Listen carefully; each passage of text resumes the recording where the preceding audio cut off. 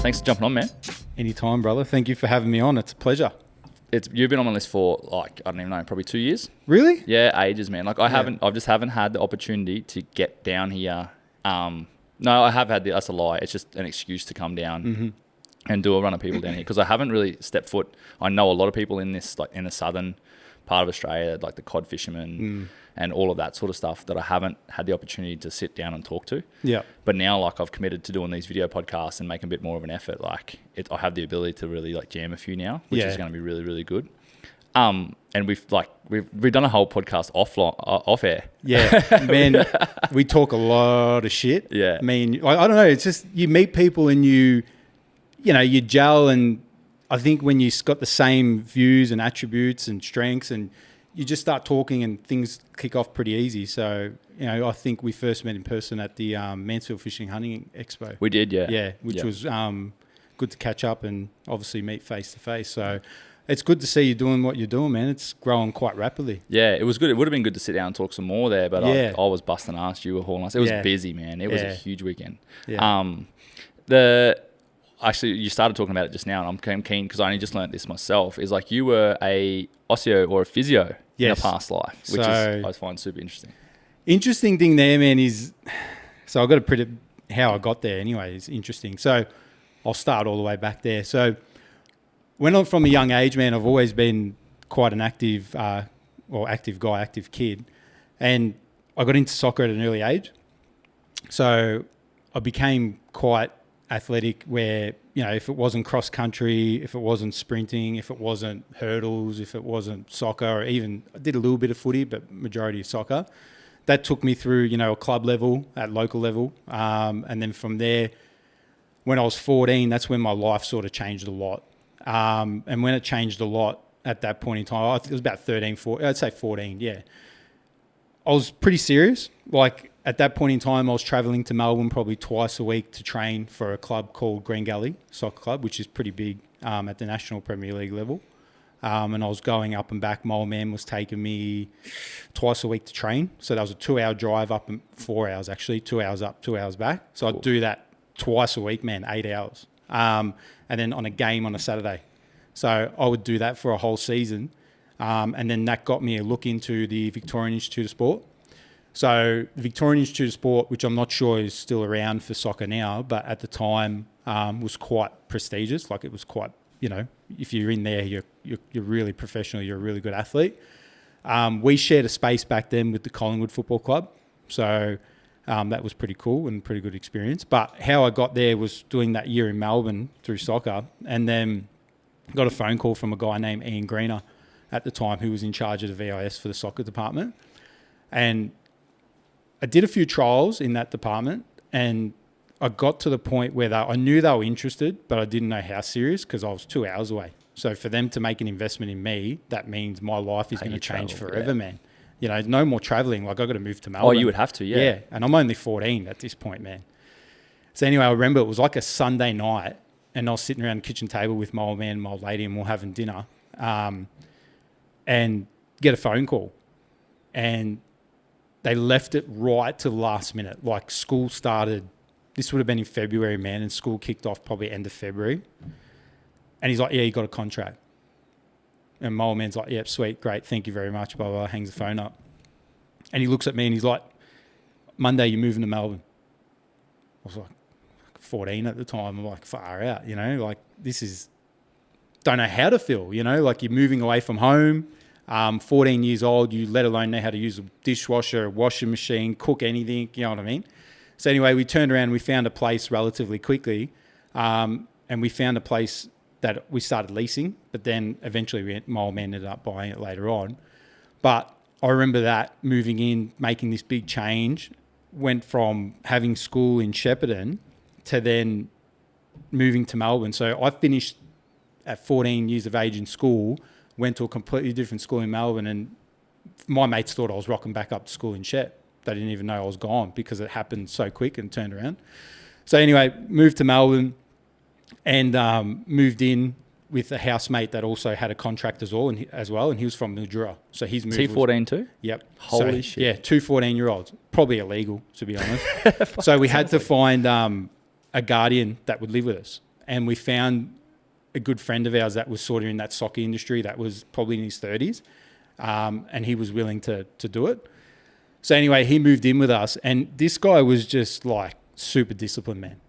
And I never forget, it would have been the first day of school, got no fucking idea anyone that goes to this school. And by the way, it was like a rough school. Public, multicultural, it's a very, very tough school.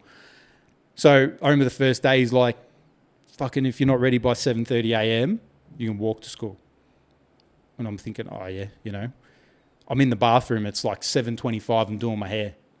Man, the garage door was open and he was reversing, and by the time I even done my hair and got downstairs, he took off. So I had to walk to school. And I'm 14 at the time. So get to school, trying to gel in and get to know people. And it was interesting because at this point in time, I didn't know how to take adversity. I would just take it as it being normal. So I'd walk through the corridor and, there's kids there that are, African, Italian, Greek, Aussie, you name it. And here I am, this kid from Shepparton walking down the hallway, has got no friends, sitting there by myself, blah, blah, blah. And that grew on me. And then eventually I made friends and got where I needed to be. And the interesting then, thing from there was just continually stuck at what I was doing. Ended up making, before I made Melbourne Victory, I spent 6 months at the Australian Institute of Sport. So I went there. I spent about 6 months there. That was pretty frightening at the time. When I say frightening, it was in Canberra. And when I was in Canberra there, I spent a bit of time there training, testing, dieting, all that type of stuff, doing a lot of testing and everything. And there was an opportunity to get a contract there. And I'll be honest, I got homesick. I would have been 17 at the time, 16 probably. So I then decided to come back to Melbourne. That was I think the hardest thing with that compared to today's kids is they don't have to go down that route, whereas we only had that choice to go down that route. Whereas I look at today's kids with social media and everything, like you can show how good you are on Instagram and people can send you a message and say, come and trial here, come and trial there. Whereas back then it was like you had to go down that route. And that was hard because at 14, I went from Shepparton to Melbourne, then to Canberra at 16. Then, yeah, it was just a lot for me. So anyway, came back to Melbourne, got 1 year contract at Melbourne Victory, which is in the A-League. And that was a change as well because now I'm in a really professional environment. And then like that, spent 12 months, 1.5 years there. The hard word comes out that you might not get a contract. I could have kept chasing my dream to become a professional soccer player, but I decided at that point in time that I need to make a change, and that change would be if I don't start studying to become something, where am I going to end up? Because I can keep chasing that dream and get dropped like a hat and be 30 years old and not have much to my name. So I made the choice to go into osteo. So when I went down that pathway, this was another big challenge for me because I went from being completely athletic to not giving a fuck about school. Put it this way, man, I used to leave school at 2:00 to go and train. So, learning for me was just straight over my head. It was all physical. It was all, training. So I then had to switch my game and say, well, fuck, I've got to adapt now. It's not about how fit I am, how strong I am, how much I can run. I've got to adapt to learning how to read properly, how to learn how to do all this stuff. So I did a bridging course at Victoria University. To put it blank, this is like where your dumb shits go before they go into university. So I did that for 12 months. And then from there, I went to, I did that 12 months. And when you sat down and done that course, they'd go, Wade, where do you want to end up in 12 months? And you'd say, I want to end up doing engineering. I want to end up doing PE teacher, whatever it is, right? And I said, I want to become an osteo. And they sort of laughed and were like, fuck, that enter score is like 92. And I'm like, that's what this bridging course is for. And they're like, all right, no worries. So before the course even started, we went and had a meeting with the head people there with osteo at Victoria University, like the deputy scholars and all that type of stuff. And There was about 2 of us or 3 of us that wanted to do the course, and they laughed at us. They were just like, yeah, keep fucking dreaming. Like, we take Melbourne Grammar, we take all these high-end kids that do, come from private schools. And I was like, nah, fuck this. Like, I'm going to get into this course. And I wasn't going to take no for an answer. So I busted my ass off for 12 months and finished the course. And I'll never forget, the girl in charge there didn't want to see me get in because I literally came from a nothing, right? Ended up getting in. And this course was brutal, man. This course was like 3-year bachelor, 2 years masters. And the 3-year bachelor part of it was that brutal that they believed that there was a start of, say, 150 people in the course. And they always said, you'll start with 150. And by the time you get to your masters, there'll be a third of you guys left. And they were right. So many people just dropped out because it just fucking weeded out people. And how did it weed people out was, you didn't have 3 exams in one semester, man. You had 12. Like, I remember one year I had strategically planned that I had 2 weeks in exam period. I got 12 exams in 2 weeks. I've got to sacrifice 1 or 2 exams here. What do you mean? I've just got to aim for 50, 55, get a plus, and I've got to nail the other ones because I simply can't nail them all. It's just too hard. Like, some days you had 2 exams. So done all that, made it through my masters, and then fully qualified to become an osteo. And then from there, I went back to Shep. So I've done this full loop, went from Shep to Melbourne, Canberra, come back to Melbourne, got a degree, and then come back to Shep.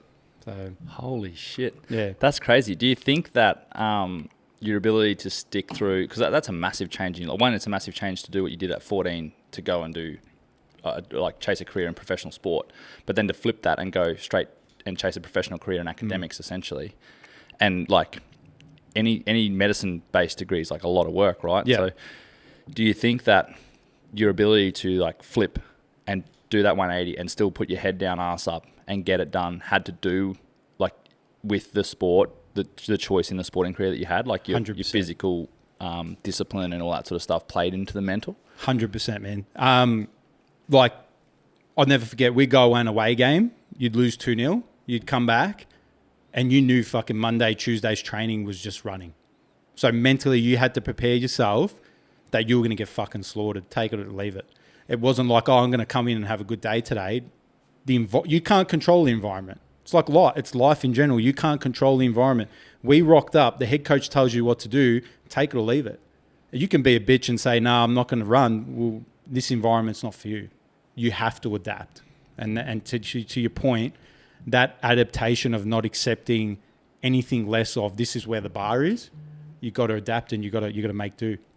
It's pretty incredible to do that at your age too. Like, and do you think that a lot of people, I think that a lot of people in life, they pull out right before they find their potential? 100%. And I think that's like 75 to 90% of humans. 100%. I think everyone's got what you like, grit and determination and discipline in them, but it's just their ability to grab it and actually commit to doing it. Yeah. To putting the work in. I'll throw another spanner in the works there.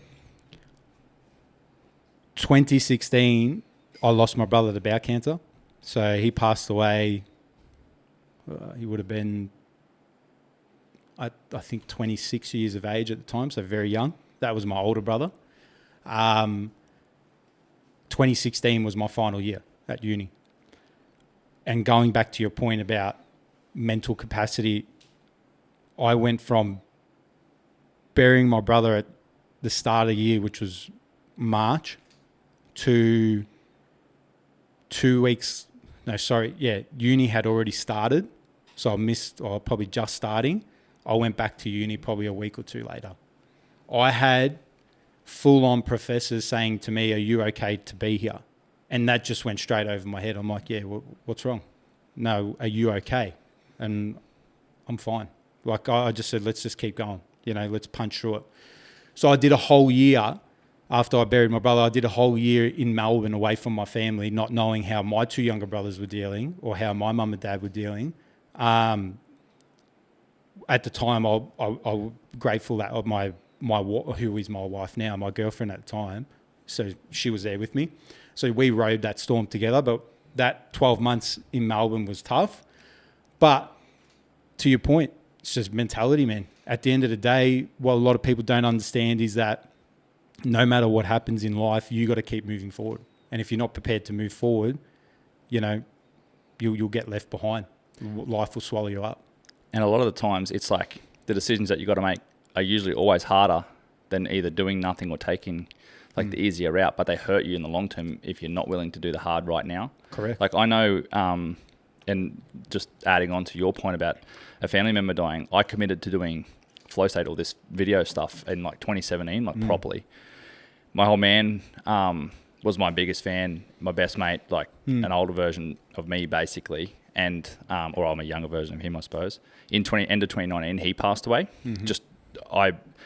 Actually, I'll tell you, I may as well tell the story because we're going pretty deep with this stuff. It's good. Yeah. So I was in Darwin at the time. I got a job back in Townsville. Yeah. And it was a pretty high level executive role for my age, like youngest in the country.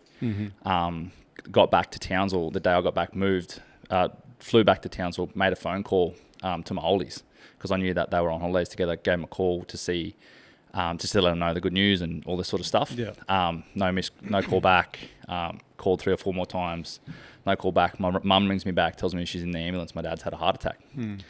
The last time I spoke to him was about 2 weeks before it. We had half a Barney, and like we were okay, but like not. We had half an argument and then sort of hung up. So that fucking dropped me on my ass. Yeah. And I was in the middle of moving shit all over. The business was starting to fire up. Like I was crazy busy. You're hammering. Yeah. And I had a choice to make, which was like stop everything, stop the momentum, and then try and pick it up later, which in reality probably wouldn't have happened. Correct. Or get on with it and do what is necessary. Didn't feel good, felt awful for a long time. Yeah. And I still like acknowledge the fact that it's given me a lot of traumas with like emotional attachment to things. Yeah. And it's toughened me, but toughened me to the point of others' detriment. Yep. Where I just don't have an emotional attachment to, like a deeper emotional attachment to things I probably should have, relationships being one of them. Yeah, but like this is how I look at it, man, right? When my brother got diagnosed, so he passed away in March 2016. So let's cut it back. So he probably got diagnosed probably 12 months, probably a little bit more longer than that before. Sorry, man. Kyle just fucking fell ass overhead. Sorry, bro. Nah, that's all right. I tried to hold it in. I couldn't. I could hear something. I thought it was a door. What did you fall on? No, it was the TV remote. Oh. Sorry, brother. So, yeah, so he got diagnosed probably, let's just work on a year and a bit, right? So I remember when he went into hospital, and it was around this time of the year, actually. It was actually around January. And he was complaining of pain that he had up in his abdomen. Anyway, he gets diagnosed, and I remember the doctor walking in and saying, listen, fucking thinking it was this, from nothing to obviously the worst thing possible. And I just remember, I remember it clear as day, being in the room and hearing that. And from that day onwards, people's like, you talk about grieving, right? What the fuck does grieving mean? Think about it, right? This is me. This is my mindset, and people might think differently. It doesn't get better. It doesn't get easier, right? What happens is that you have to learn to adapt. If you don't want to learn to adapt, that's when the likes of depression, anxiety, these things that will kill you, they'll absolutely destroy you, right? You can't allow that stuff to be. You can have a bad day. Everyone deserves to have a bad day. But what are you going to do to stop that stuff from happening every day? That's what I had to ask myself. The worst part about that, reflecting back on it, was given my medical knowledge, I knew that he wasn't going to survive. And it wasn't because I didn't have the will or I didn't believe anything. It's just purely because of medically what was going on. That was the hardest for me to digest, because the people around me, don't confuse this with I'd given up. It was just purely that when something is so stage-based and it was at its worst, you just have to set yourself with reality. So I spent that 12 months going through it and spending time with him, that we actually took it to the point where I flew him to Germany. Me and my family flew him to Germany to get treatment. And a lot of traumatic experiences that happened on that trip as well. But, to my point, what's grieving? It is too. And like, I think I'm relatively blessed in a way that my old man just dropped dead because I didn't have to, like essentially what you did was watch a dead man die. Correct. For 12 months. Yeah. And that's brutal, man. And being your brother. And then grieve worse. after he dies or whatever you want to call it. Like deal with that after he dies, right? Yeah. At least like I didn't have to do all of that prior to that point. So like I respect that because I've had people in my family and friends and stuff die of terminal illnesses and it's way worse. Yeah. Because you know that person is not going to be here much longer. Correct. And how do you justify spending time? Like I spent that much time with him and I'm grateful I did. And, you know, like you do as much as you can do. And what drives me every day, man, like two big game changers for me is my mental toughness comes from, you know, being able to accept what's happened has happened. You can't change it. That's the first thing. And then the second thing is, you know, you got to understand that not everybody's dealt the same cards in life. The cards you're dealt with are different to the ones I'm dealt with. I could have started with aces, but fuck, now he's given me 2s and 1s, or 2s and 3s that are worth nothing. But I'll keep playing them cards, man. And then I'm sure I'm going to get a good set of cards eventually. You know what I mean? It's and you keep, by having that mindset, you open yourself up to the opportunity of getting higher cards, right? Correct. The moment you go, oh, my dad died, I wish I never had that fight with him, and I pick up all the bad times and I feel shit all the time. That's fine. But like, what I did was focus on all the fishing trips that we did, all the insane fucking missions. 100%. He used to go harder than some of my friends with missions that we used to do up in the territory and all that sort of stuff. And he was like 60 years old almost. And you can build off that. 100%. You know what I mean? When you attack something, and it could be flow state, could be what your job is, it could be what you're doing, man. You're going to hit it 100%. You're not going to hit it at 50, 59, 99. You're going to hit it at 100. Yeah. Because that's how your old man, that's how his genes work.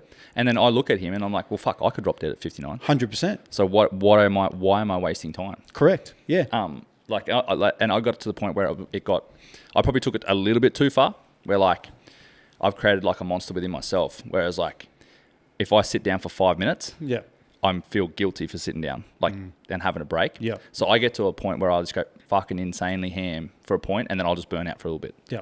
And I think like it's probably detrimental to your health long term. Yeah. But like if I go and I'll only do 8 hours of work. Yeah. And then I'll have my mornings and my evenings and blah blah blah. I can't do that anymore because I've crueled myself. I'm like, no. You're always chasing. I'll stop when I'm ready to stop.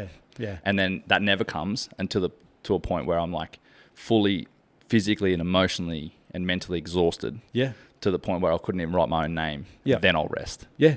And you'll leave that mark in your life, whether it be if you know, family, kids, you know, friends. When your time's gone, it's what David Goggins says. What do you want to be remembered for? That's how you have to ask yourself, you know. And I just literally read his books, and they've been a game changer for me, man. Like I dive deeper now into a whole different mental capacity. Like I do, you know, shit now where I've never been a big runner, but I can understand why people push to running. There's something with running, man, where you get to a point where it might be 5K, 10K, 15K, whatever, how fit you are, where you know you're nearly there, like as in, I'm running home and you're at the 10K mark, 15K mark. You know you got to push another 3Ks. You want to run quicker, but you physically can't. And that shit just starts tapping into your mind like, fuck, just quit, Wade. Just fucking stop. Just your mouth's dry. You're fucking cramping. You're whatever it might be. That's why they love running, these guys that are up at that level, because your mind's telling you hurry up and get home, but then it's also knocking on the back door saying, hey, just quit, but your legs are so heavy and tired. I'm exactly the same. I don't run with watches. I don't run nothing, man. I don't. Yeah. I run until I'm done running. Correct. I don't care how far it is. Yep. I don't care how fast I go. If I see times and shit, it just fucks with my mindset. I'm not running marathons. I don't need to check my time. Nah. And I don't need to run under whatever. Correct. I know I'm running under 5 minute Ks, easily 4.5s. But like I'll run until I'm done. Yeah. And when like this year has probably been the hardest year, where this mentality of mine and the choices that I've made have come back to bite me. Yep. Mentally, and I'm paying the price for those. Yep. And I'm willing to acknowledge my mistakes and take accountability for the decisions that I've made in life, good, bad, whatever. And running helped me and it sounds awful, but like putting myself through immense physical pain Yep. to toughen my mental to be able to deal with 100%. the emotional side of it. Yeah. Which is one thing I speak to a lot of people about is like there's mental pain, but there's also emotional pain. Yeah. And they're two separate things in my opinion, because I think physical breeds everything.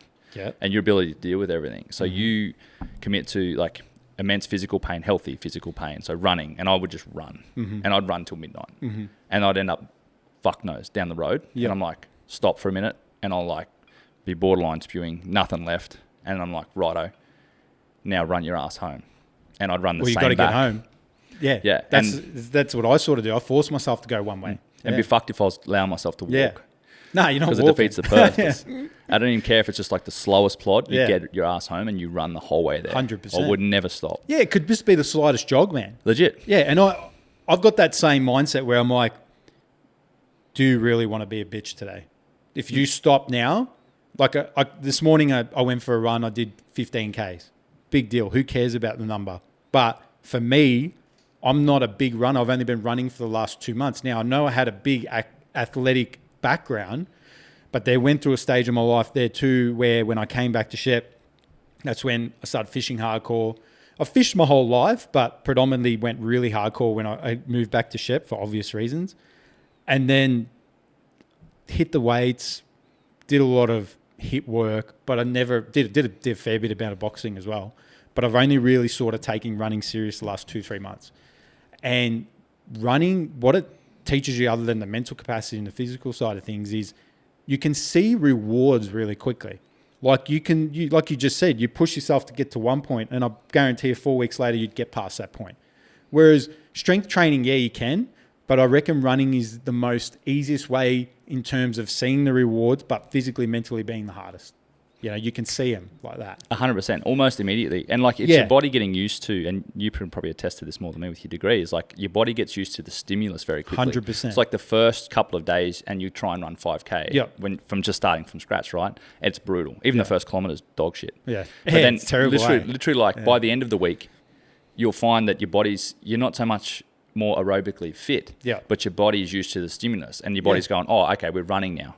I'll prep, like I'll put blood where it needs to go and all that sort of shit, and like your brain and your nervous system. Physiologically, it's all adding up. Yeah, your brain's going like, oh yeah, now I know what we're doing. Yeah, I can probably prep us a bit better for it. Yeah. So then you get to that week and it's easy to see, and you can call it progression because it technically is. And then you go, okay, and that gives you the motivation to keep running. The hardest part about running is starting. Yeah. Well, the hardest part about anything in life that's hard is starting. Correct. But running, if you can commit to doing it every day, and you will just want to run more.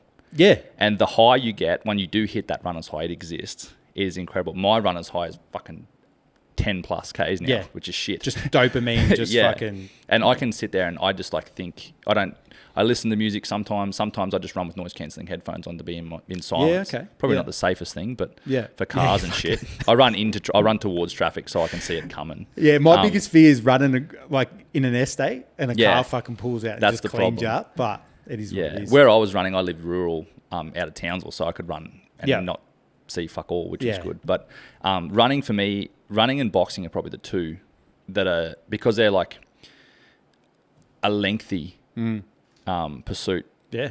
Just one session is a lengthy pursuit.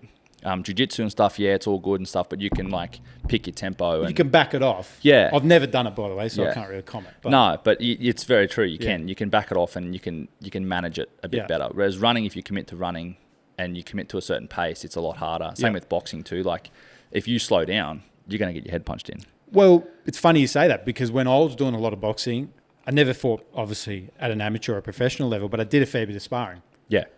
And shit gets fucked up real quick when you get hit a couple times in the head, man. You know, your fatigue obviously a lot quicker. You know, things change very quickly. So it's like the old saying goes, everyone looks good hitting a bag.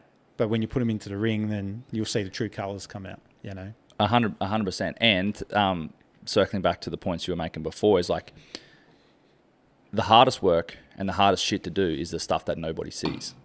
100%. So like they see your degree and they see you with a business and they see you doing osteo or physio or whatever you're doing, but they don't see the 3-4 years of commitment to your sport that Yeah. then led you down the path, and then the 3 or 4 years of commitment to do like a full 180 Yeah. and go from like a physical thing to an To a academic mental thing, Yeah.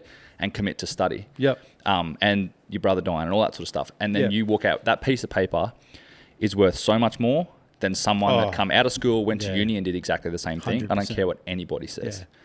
Yeah, 100%. For me, like, and on that too, man, I remember the first week.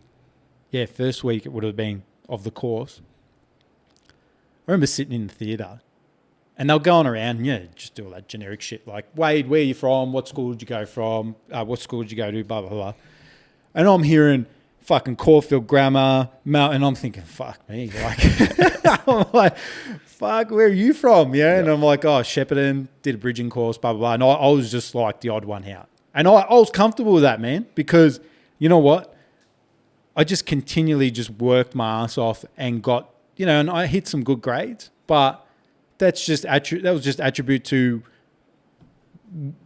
I had to learn how to study, right? For me, you hear people say, I'll learn differently, in front of me, diagrams, whatever it might be. For me, man, it was repetition. I've still got books where it's like you open this A4 plain piece of paper book and it's just got sentence after sentence after sentence after sentence, and I'm just rewriting shit, right? And that was just rewriting the same slide of a 50-page slide PowerPoint on hematology. And I was just writing them slides out. And people say, well, that's memorizing. Yeah, that's how I learned. And I had to do what I had to do. Yeah. You know what I mean? You do what works, right? So what works, correct. Do you would follow Alex Hormozy a bit? Yep. Yeah. So like one of his things is like, there's sometimes you just got to brute force it. Correct. And that is it, like just through sheer fucking volume. Yeah. You might not be the smartest tool in the shed, the least educated with the least opportunity. But if you outwork everybody else, 100%. you will 100% get there. And that's what I committed to with this business and with I life. can see. I just fucking will. Yeah. You will not outwork me. You will not stay awake longer than me. You will not travel as much. You will not drive as far. Well, I can vouch for that, because coming here today and seeing the amount of effort that you put into this, not saying that it's not worth it, but what I'm saying is that, fuck, you put a lot of effort into what you do. And you should be proud of that. You know what I mean? Yeah, and the same for you, man. Like, to come from where you've come to create what you've created and stuff. And we haven't even tapped into like the fishing side of it yet. Like, and that's it. It's so hard with podcasts. I struggle so much with, like, I want to talk so deep about it. Like, your story up until this point is incredible. And like, it's easy to say, yeah, I moved down to Melbourne and it was hard, but like, there would have been days there, multiple days, I'm sure, where you were like, I want to go home so bad. I hate this bloke I'm living with. I don't want to train anymore. Training's hard. Fucking like all of that. And that's more often than not. Yeah, like just like flashbacking on that now, man. Like, if you see how I live my life now, man, people would think I'm fucking patriotic. Like, I love where I live. I'm proud to be Australian. Even though I have a Greek heritage background, I'm proudly Australian, and I'll say I'm Australian, and I am. I was born here. That's what I am. That's who I am. But I don't forget my roots. And my roots is from Greece. And I say that because my life's changed so much, man. Like, you reflect and you go, fuck, what was I thinking? Or fuck, what was I doing? Fuck, did I really do that? That's your character. That's what brought you to here, was what you went through. You know, there's, as the saying goes, you can lose money, you can lose, you can lose money, you can lose property, you can lose everything in your life, right? But the minute you lose your character, you lose everything. And it's so true, because your character's built on what you've done.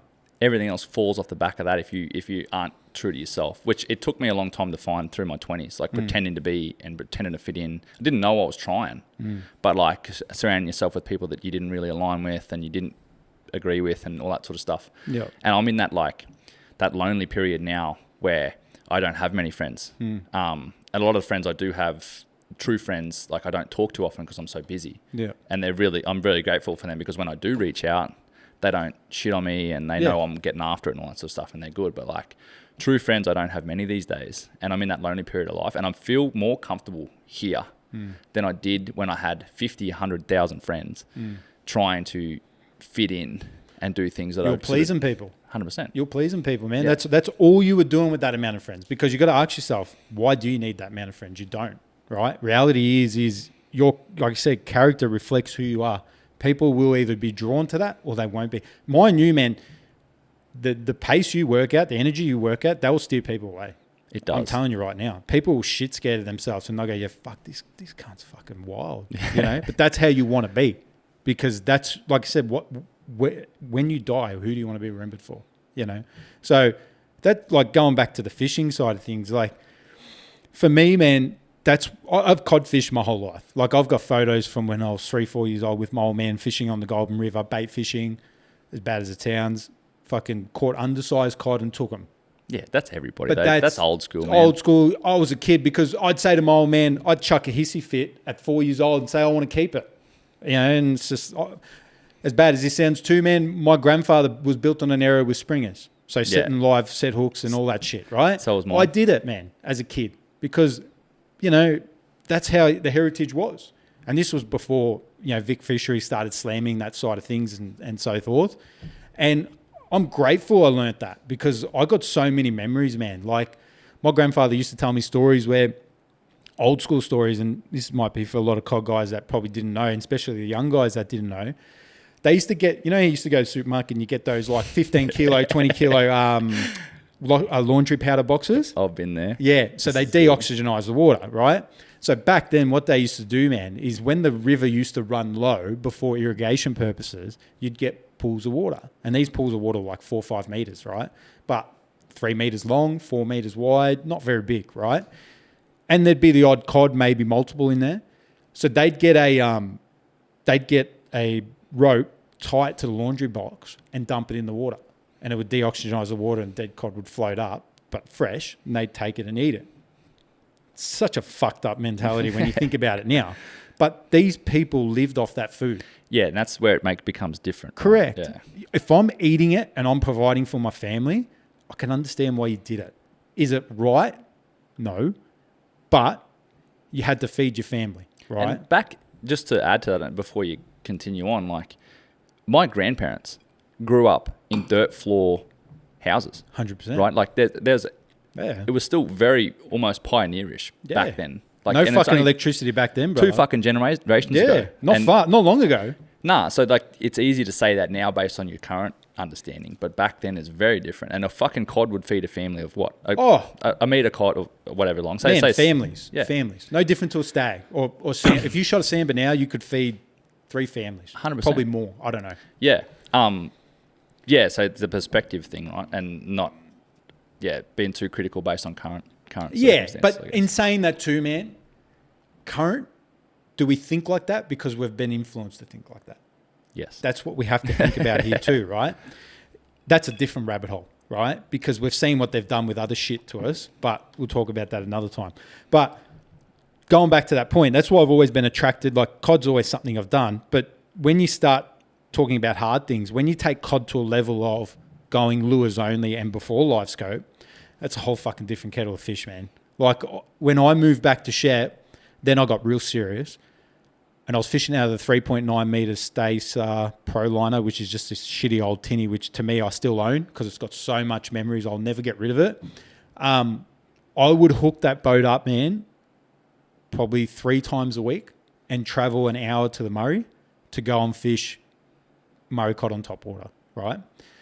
Fishing Murray Cod on top water, man, is like going to the casino and fucking the roulette table. I'm talking like targeting big fish, yeah?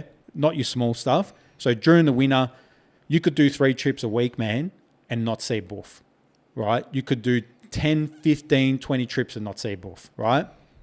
I had it that dialed in, man. I would go and drop in at a particular point and I would just float for about a K or 500. Well, you bet about a K, I reckon. And I would just fish certain snags. I knew these snags so well that in one season, I ended up, I think, with 12 fish over the meter mark, which by them standards was really, really good.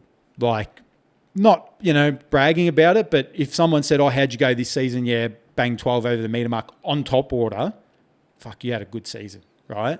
Or really good season. So that's when I did that probably for about 4 years, pretty hectic, man. Like, really dedicated. I had some fucked up times in there where, oh, man, missions, you'd send it.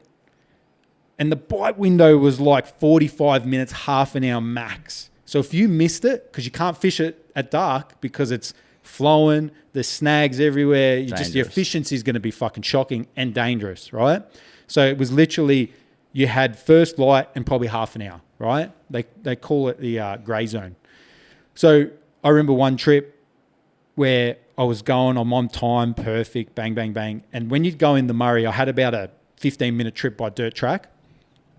And this one dirt track, I used to drive it pretty hard because I wanted to hurry the fuck up and get to the boat ramp. And I hit this rut so hard that the leaf springs banged out of the bottom of the boat, popped a tyre, fucking just fucked everything up. And I had clients booked in at like 10:30. And I'm sitting there going, fuck me, forget about fishing. What the fuck are you going to do, mate? There's no one there. It's midweek, right? No reception. So it's all, you don't get reception in there either. So I pulled the jack out of the ute and this thing's stuck in a rut. So forget about, you didn't even have enough leverage to bump it up. And then just issues went on. And that was one instance, but I had a number of other issues. And what a lot of guys don't understand today, is that's what you went through, man, to get that reward.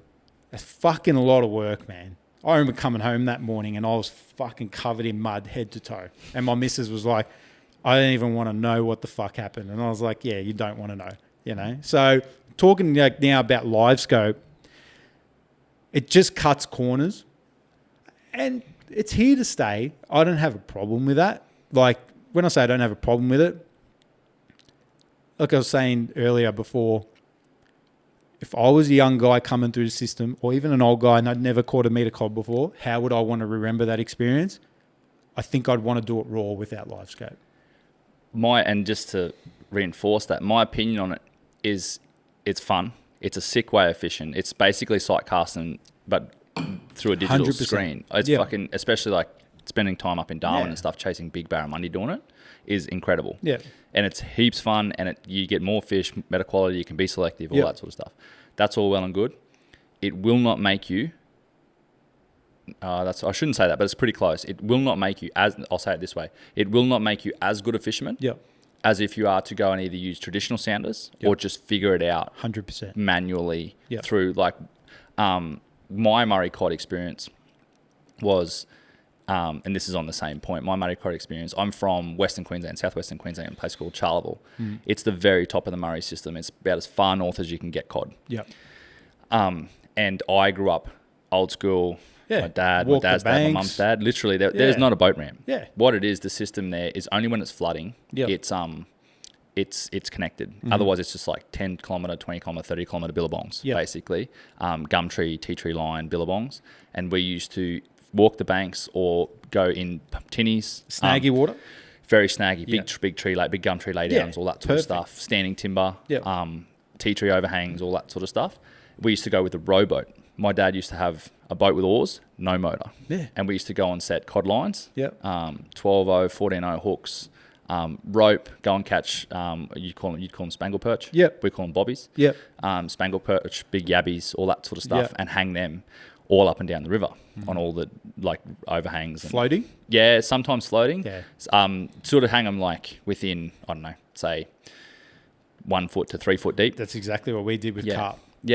And then have it either like if you got I may as well go into detail about it. So you got a big dead timber that doesn't have a lot of give like a tea tree branch would. You'd put a big bike tube rubber on it. We used a bike tube. Or springers, jam a springer in the bank. Like a flexi stick and tie it on there. So we did all that sort of stuff. And this is where I like really appreciate my old man because he learnt that way from his dad and all that 100%. Sort of stuff. But he was like, there has to be a better way to do this. And this was pre-internet and pre all the shit. Like you knew people were catching cod on lures, but it was down in dams and it was only on the Murray. The odd occasional fucking article, but you didn't see much. It was about like 6 months before you even fucking got a whiff of it. Legit. And our water up there is the colour of this table, right? So it makes it very different. And my old man was like, there's got to be a better way to do this sort of stuff. So through my teenage years, he actually won a boat. And I'll dive dirt of it because it's a pretty cool story. He won a boat. He went to Fraser Island. And he used to travel with his mates and go do fishing trips randomly, just figure it out. And he went to Fraser Island one year and he won a boat in, I think it was a flathead comp, or I think it was just a general fishing comp. And he won it.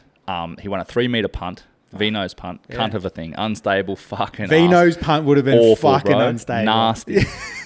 He won a V-nose punt and he won a tiller steer, like the very first model Minn Kota, a 12-volt tiller steer really? Minn Kota, like a transom mount Minn Kota. That would have been old school. Yeah, man. Yeah. So he won that.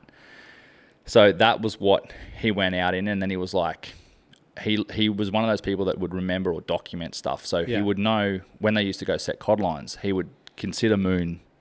Oh, really? Yeah, he was one of those weird people that was like ahead of his time with how he thought about stuff, which is where I got a lot of it from, I guess. So he would think about, and people would do it obviously, but not where I was from. Yeah. They would just go fishing to go fishing, and they'd set all the cod lines, sit on the bank for 3 days and get blind. Yeah. Fuck, yeah. Yeah. Whereas my old man was like, I'll go set cod lines when I know the cod are going to bite. Yeah. Or I know likely snags, or I got busted off and all that sort of stuff. I need to figure it out.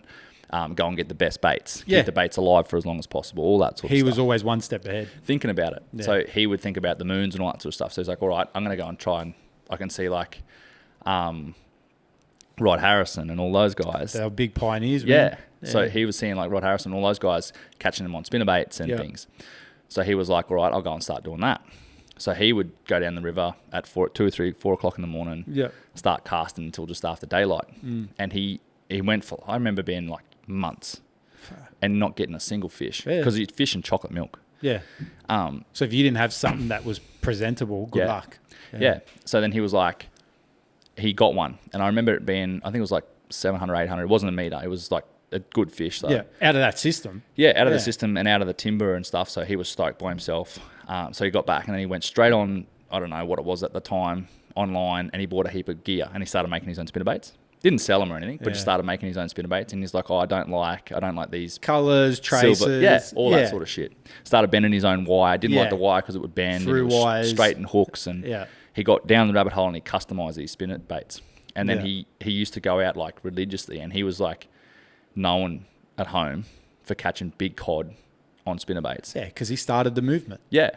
Everyone starts a movement at some point in time. You know, like I remember when I finished, I did about 4 or 5 years hardcore in the Murray, and then that's when I got to know JC quite well. Yeah. And we're pretty close because he's originally Shep boy as well, so we kicked off pretty good. And then at that point in time, he'd put at least 2 years into to Ilden, 3 years of solid hardcore swim bait fishing, right? Before live scope and everything. And have you been to Ilden? No, not properly. No. Man, we'll do Ilden, right? When you go there, the first thing you'll say is, even when you're looking on the map, fuck, there's a lot of water. Man, I look at it on Google Earth and it's insane. Fuck, a lot of water weight, right? So you got to say to yourself, the first thing I say to myself is, where would I be if I was a cod? Like, where do I start, right? So when JC was doing all this testing and working it out back then, if I showed you some of the places he was fishing, we wouldn't fish there now, but we would if at particular times of the year, if we were looking for relatively high numbered fish, right?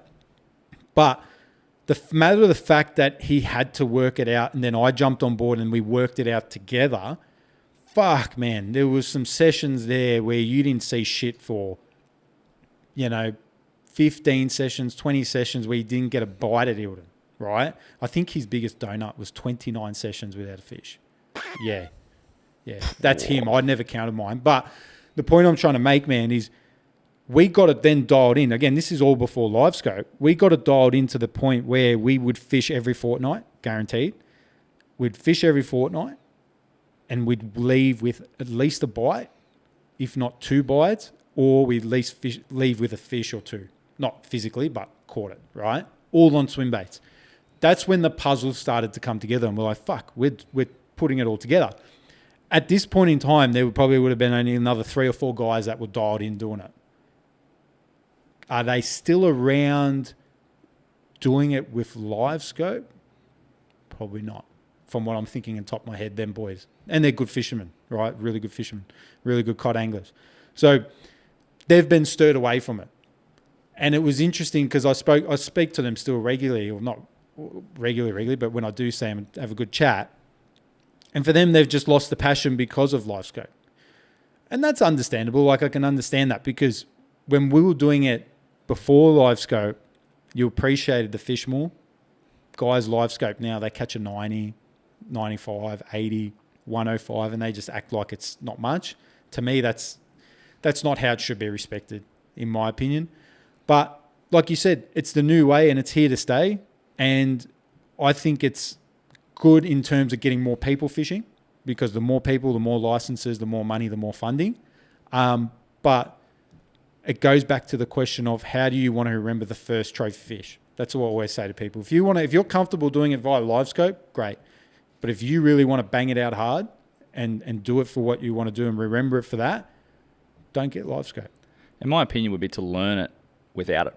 100%. Even if you've got it, like, go back and try and learn it. Yeah. Like, and have an appreciation for the people that put the work in to figure it out without all that sort of shit. Yeah. Even pre-side scan. Like, for me, in the barra scene, like, side scan became an incredible thing. I remember for my time, that was like fucking breaking news. Bro, it was insane. And my old man literally said, and I keep talking about my dad for some reason, but it just keeps coming into just memory's sake.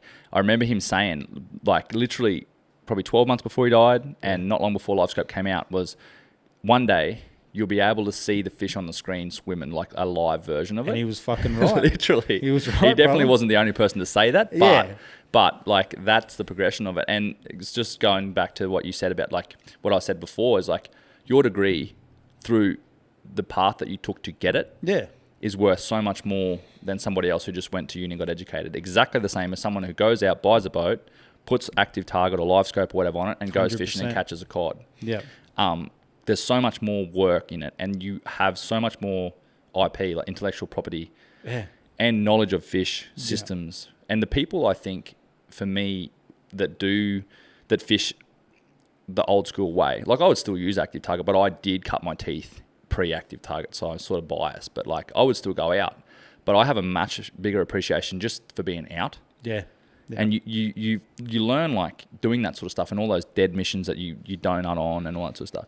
You're out and you're taking notice, like, you're casting your ass off. You're working so hard for a fish all day. Yep. And it teaches you that resilience and just to appreciate being on the water and being grateful to be in the country that we're in, fishing the systems that we're in, looking at the 100%. wildlife that we're in, and learning from that. Yeah. Whereas if you go out with the purpose to catch fish, I understand that's the ultimate purpose, right? Yeah. But if you go out there and, like, I must catch fish, you've already lost. Yeah, 100%. I'd have to agree with that. And I reckon that's where the attitude's changed. I've seen guys, man.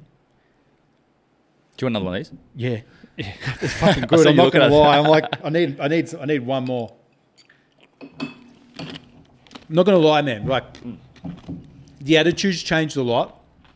And I'm not having a go at anyone here, whoever thinks they're having a go, I'm having a go at them. But you need to ask yourself, why do you fish for? Because I'll be honest with you, I've had a few guys DM me through Bait Rlgn, and they've asked me, they said, hey man, how are you dealing with it? Like, with live scope and everything. And mind you, the characteristic across all these guys, they never caught good fish prior to live scope. They probably never even cod fish, before live scope.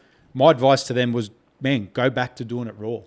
Because if you do it raw, you'll get more appreciation for it. And what I mean by that is like me and JC, if we jump on a boat and go on scope and he gets a 105, I get a 105 or a 95, we still appreciate that fish.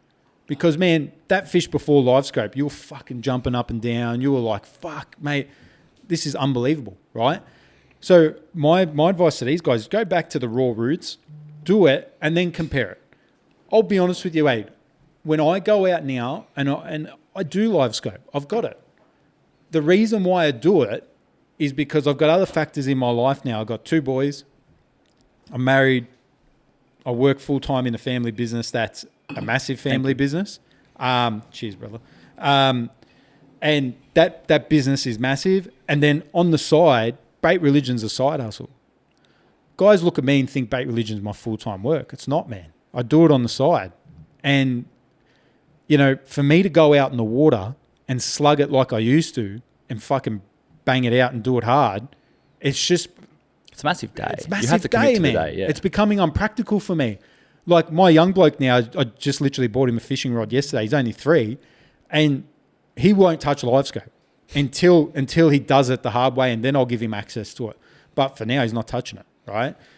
Yellow belly and everything, that's different. We'll do that together on live scope, but legitimate triple-digit cod, like you're not touching live scope. You're going to do it the hard way, and I'll do it with him, right? But I use it because, one, it cuts a lot of time out for me, and I can prove that it does. Because fuck, when I used to do it, man, to your point, 2 days, They're 2-day missions. Mate, I can do a 2-day mission now with live scope and probably catch a minimum 3 cod, if not 5, when they're on. Don't get me wrong. There's times there, and I guarantee you've seen this with Barrow, where you just fucking don't find them. It happens, yeah? Just because you got live scope, I'm not saying they jump in your boat. What I'm saying is when you got live scope, it cuts a significant amount of work down. Yeah, and that's a better way of putting it. I'm not saying it's not hard, because it's still difficult. Still difficult. You start to cast properly and be using all the right shit. Yeah. Yeah. It cuts down a lot of time. That's what I try and get into people's heads is it cuts down a lot of time. What do you mean? Dude, you're looking underwater.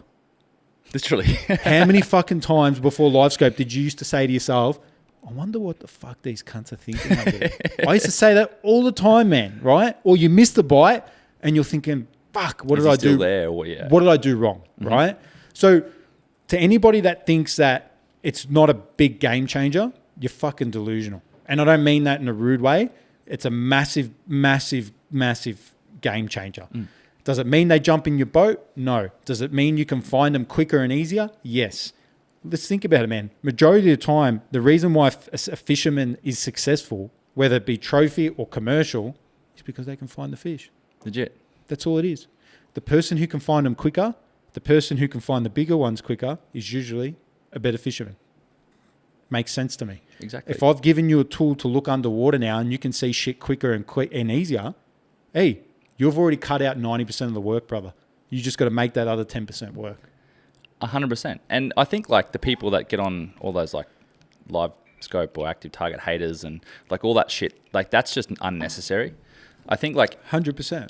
If you're fishing, regardless of how you do it, and you're operating within the legal limits of whatever, and you go fishing and you enjoy whatever the fuck you're doing, whether you're setting cod lines, which is almost illegal in most places these days. If you're setting cod lines and you enjoy going and setting cod lines and coming back on the bank and lighting a fire and sitting and having a few beers, good on you.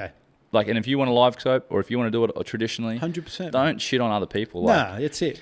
Be grateful that there's people out fishing and there's people out taking their kids out fishing and all that sort of stuff. Wait, be grateful that you got a fucking lake where you don't have dudes up your ass, man.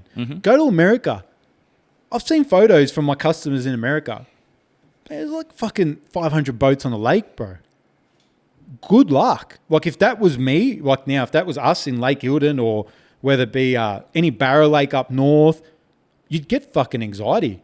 You'd be like, what's the point of even fucking fishing? Like I've got someone right up my ass. Yeah. You know what I mean? Like I reckon we're grateful, man. We should be very grateful that we've got fisheries where they're not overstimulated. Yeah. And I think like it's the amount of people fishing is always going to grow, especially when cases 100%. like active target, because like most people's circumstances are like yours. They are busy and active target taking down. I say you active target just because I've like used Navico, that's all. But live scope active target, it cuts a whole lot of time down. So you have the opportunity to go out for half a day and a high likelihood of getting a fish. But then you can still be home for dinner, or you can still catch your kids for breakfast. That's it, and take a morning soccer game and then go fishing. Like spot on. So you need to be accepting of people that only have that limited time. So they go and buy a 16-inch sounder and put a live scope pole in the front to be able to go and do what they need to do. Yeah, and still get enjoyment out of it. Yeah. Like, don't get me wrong, man. Catching cod, I haven't caught Barry yet on live scope, but catching cod on live scope, it's a thrill. 100% it is, right?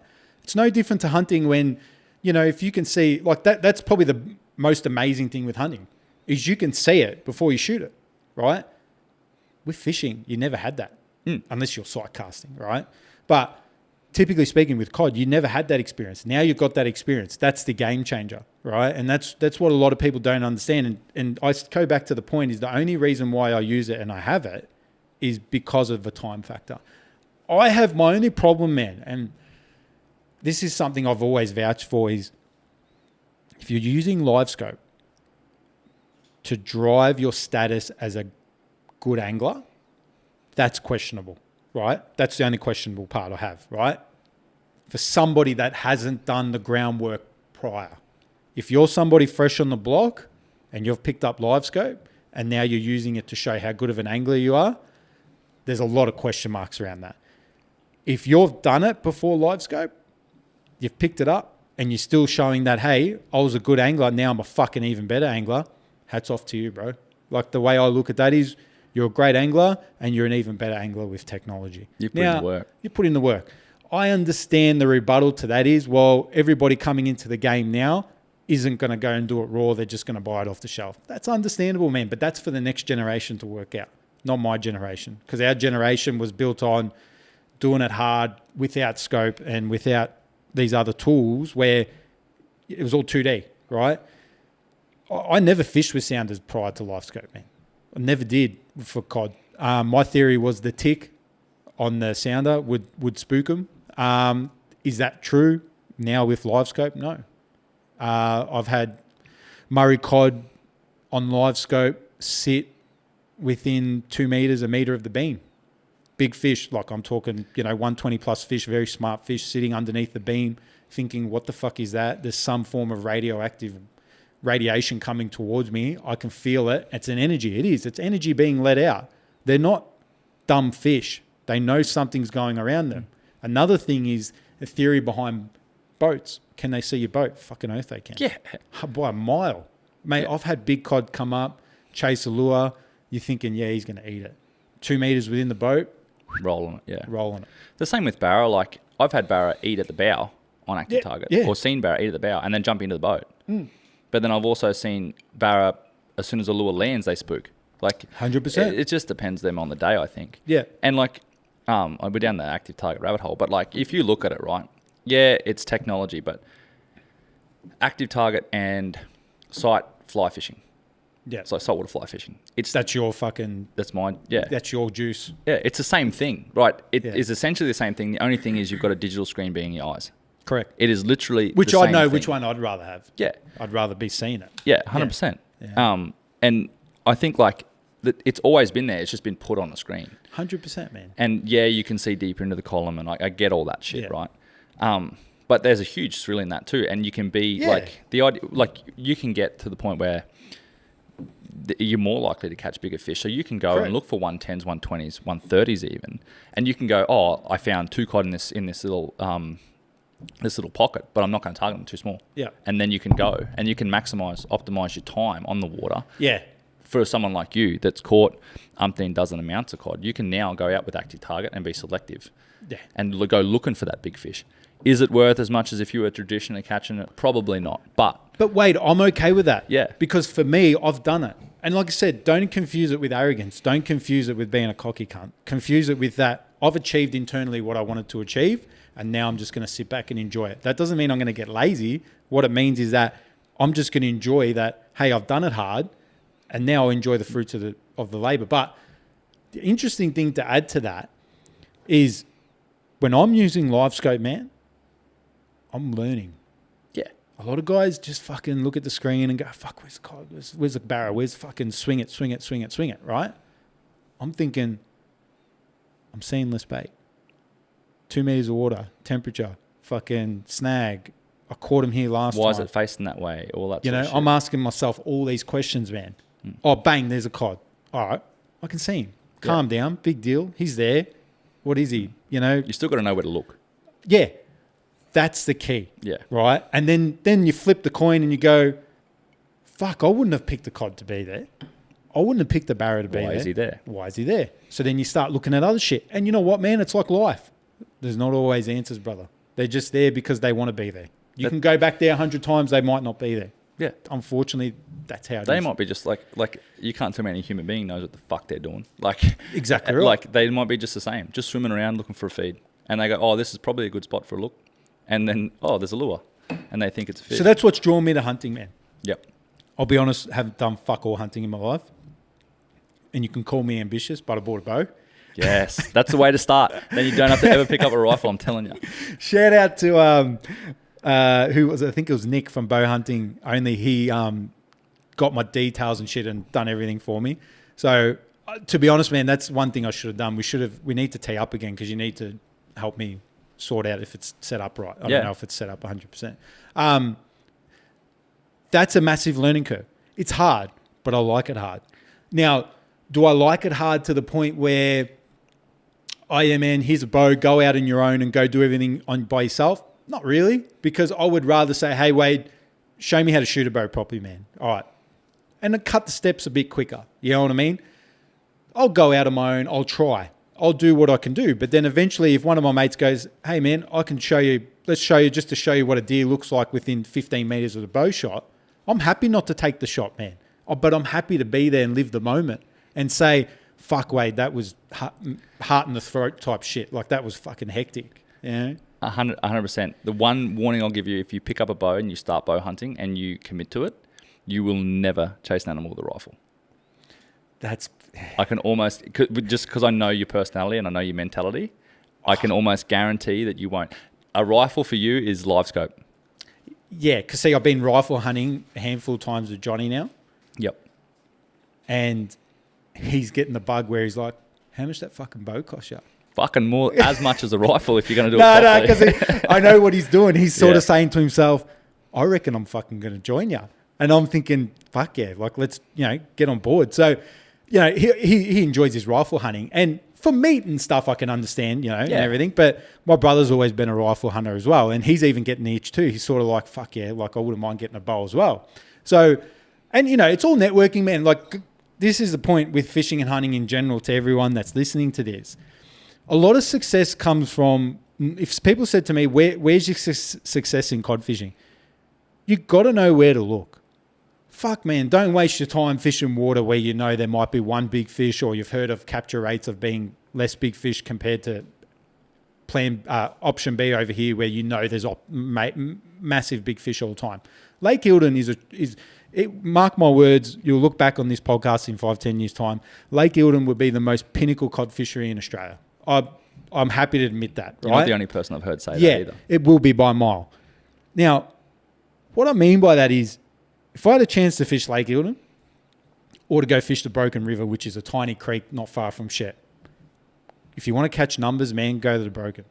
There'll be like fingerlings in there. There'll be 20, 30 centimetre cod, right? There is big fish in there, but not by a saturated amount. If you want to go head-to-head with some big cod, you'd go to Lake Eildon.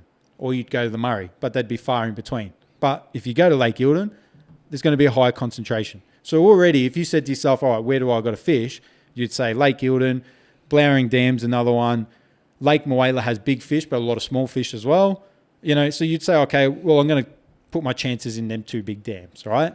And Burrinjuck, is the third one that's got a lot of big cod in it too. So if I said to myself, I'm going to pick up a bow and I'm going to go bow hunting, the first thing I need to ask myself is, well, where's the concentration of deer?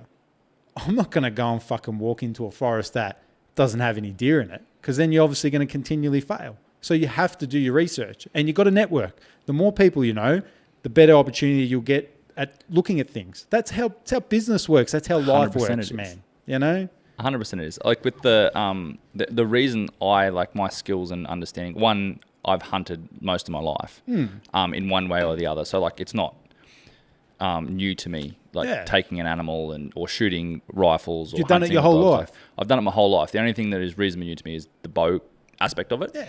And what it's done is give me, because you have to be so much slower, so much quieter, and you have to get so much closer, 100%. It's given me a bigger appreciation for all of the nitty gritty and the 1%ers. Yeah.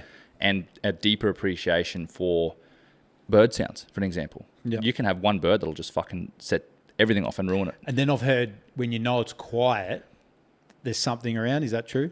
Potentially. I'm not super savvy with the Samba side of it here. I've only like tapped into a little bit with Melzo, but never in like a detail. But I've done a lot of chill hunting with the twins and a little bit by myself and stuff as well. And the point I was making is, I guess, those guys, and reinforcing your point, is those guys, because they've been doing it since they were like 4 years old, unbelievable they are hunters. Incredible. They are. If I will argue that they're the best in Australia, I don't care. Yeah. Like, their content's next level, man. Man, insane. Yeah. Like, I'll be honest with you, for somebody that's never shot an animal with a bow, it drove me to buy a bow. Yeah. Not because I want to be like them, because I personally don't think I'll ever be as good as a bow hunter as them, but it drove me to sort of say, fuck, man, one day if I ever got a trophy stag, I'd be happy with one trophy stag. I don't need 30. Nah. But how good they are, good on them. Like, that's what they do. They do what they do to inspire other people. Yeah. You know what I mean? They don't do it to be arrogant. They do it to inspire other people. That's where people get confused. 100%, man. And like the clarity, that short film I did on Aiden. Yeah, that was insane. That was a very good depiction of his belief and why he does it. Yeah.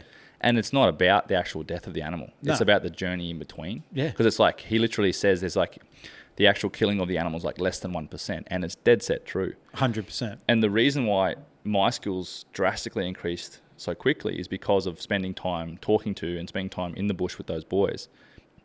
And just learning, I'm a visual learner. Like I don't have to ask a heap of questions. I might ask a few, but I'll watch someone. Yeah. I was noisy as a motherfucker. Yeah. At the start of it. And then I made an effort to start watching Aiden, how he walks and how he moves and how all of his shit's vertical. Like he doesn't have elbows sticking out and his bow's not. Clip branches. All that sort of stuff. He will walk. So like, it's hard to explain. Basalt country is like all volcanic rocks and bits and pieces. And there's like. Is this Chiddle? Yeah, Chiddle. Sorry, up north. Chiddle up northwestern Queensland. There's like rocks and shit and dead grass and dead leaves and all that sort of stuff. And when he's walking in on deer, it's super slow. Aiden's like super slow and methodical. I haven't hunted a great deal with James, but Aiden will walk and step on rocks that don't make noise, right? Instead of stepping on broken leaves. But I don't even know how he does it because he doesn't look down. Yeah. His perception, his like peripheral vision is incredible. Yeah. So from my medical knowledge, like when you look at the brain, when you shut the eyes and you can find your perspective in space, that means you're neurologically really good with where you're going. That's why they sort of say one way to test people's neurological effects is close the eyes and balance on one leg. So if I take visual aspect out of it, how good is your neurosensory system, right? To keep balanced. That is neurosensory system. Like he's done that a lot of times. Yeah. Man. Someone like him has done that shit repetitive that it's coming off the bat. Yeah. And that's what life's all about is repetition. Yep. That's what he's doing. And that's exactly what it is because he's done it for so long. And I just learned so many things. Like he taught me something in like 30 seconds the last time he went hunting. Yeah. Driving the car around, he's like, there's a stag over there. And I'm like, where? And it was a fucking long way away. And the only thing that he's seen was the sun was behind the stag facing, and we were sort of looking into the sun, but it was sort of high-ish. Yeah.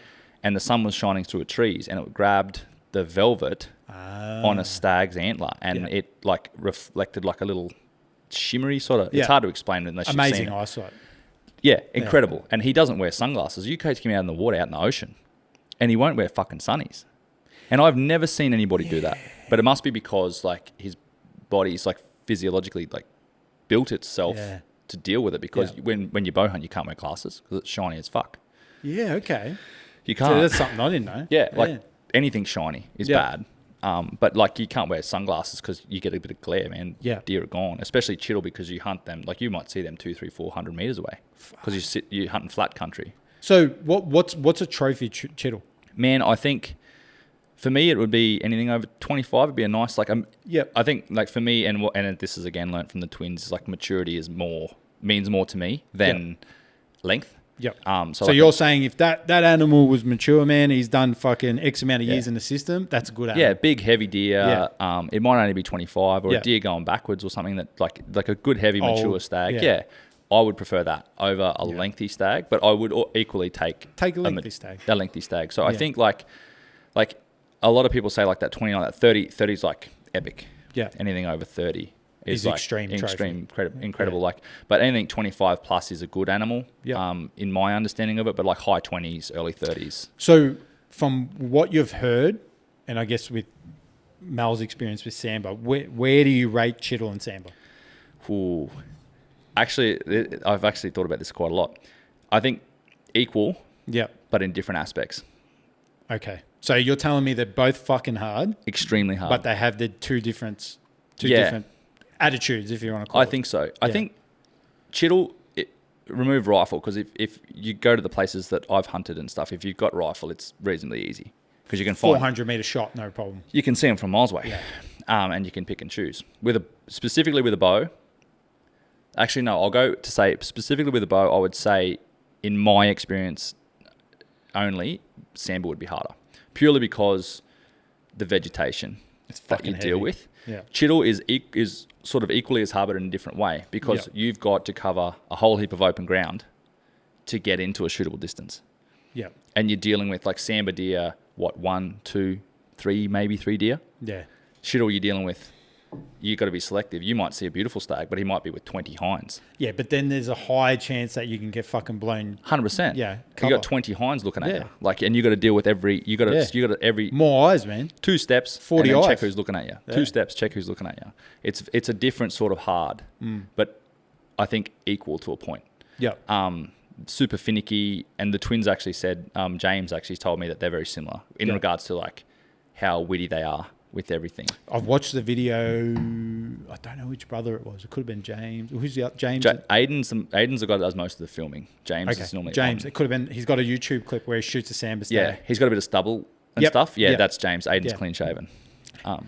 That, like there's some really good clips on YouTube of good samba stag being taken by bow, and you can just tell I don't care what anyone says, 99% of it's hard work, and then there's just that cream on the top with a bit of luck to say, hey man, now's your time to shine, don't fuck it up. Yeah. And I'll take my hat off to it.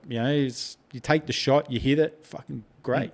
Legit. And I think, like, I was talking to Adam Greentree on the podcast the other day about this. Fucking Adam, man. Like, he's done so much shit, eh? Yeah. He's another hardcore dude, man. He's hardcore, man. Just get it done. He's just one of those people. Just go and get it done. How was he to talk to? Really good. It was unfortunate because like he was in the middle of moving house. I drove out of my way an hour. I was How in. good's that? Yeah, I was in Spencer, like between Sydney and Newcastle, basically. Yeah. I had to drive from Spencer after a job finished up to Newcastle. Yeah. Podcast in for an hour, then drive back to Sydney I drove an hour and a half the wrong way, and then drove 2.5 hours back to Sydney to catch a flight. Yeah, it was worth it, man. Yeah. He's a really good dude. He was super obliging. Like, we didn't know each other. Yeah. I just reached out one day and I just said, hey man, like, I'm down. How Are you good's keen? that? And he was willing enough to give me his time. Yeah. And it was really good. Like, we only had an hour to chat, but super knowledgeable dude, like a very like-minded mindset to mine, with like working hard and burning the candle at both ends, and just fast-paced lifestyle. Stop fucking waiting, stop fucking around. He was really good, man, and super knowledgeable dude, and done a lot of cool shit. So hopefully he hasn't said yes, but I'm pretty confident that I'll be able to grab him again when it aligns up better. Yeah. So he pulled up with a fucking truck full of house shit, beds and shit in his thing, and jumped out of the car. But man, how good's that? He gave you his time. Mad respect, man. Yeah, Didn't know me from a bar of soap. Jumped out of the car, grabbed his mate's shirt, put a clean shirt on, and sat in the chair and did a podcast with me. I love that shit, man. That's somebody in my eyes, and I know, given from, I've never met him, but super humble guy, somebody that's made it in his field, but he's still willing to give some guy that's cracking it from the bottom upwards to give him an opportunity. That's mad respect in my eyes. 100%. And the same goes for You you, got to remember, man, Joe Rogan, like, he's fucking no shit. He has been on some big podcasts. Yeah, and he's done his own too. Like, he knows he knows what it takes, and he even said to me, like, he only does them face to face. Yep. And I have only ever done them face to face because I feel like it devalues it. Like, I don't want to. 100%. It's not a business thing for me. I do this because I enjoy it, and I want to sit down and have a conversation. And I literally saying to Carl Jochumson this morning about it. I want to have we chatted for an hour before we sat down. Yeah. Like, all that sort of stuff. Carl's another one, man. For him to give you the time, like, it just speaks volumes of the type of guy that he is. You know? Yep. And he was exactly who I thought he'd be when I met him this morning. 100%. And like, just a super nice, hardworking guy.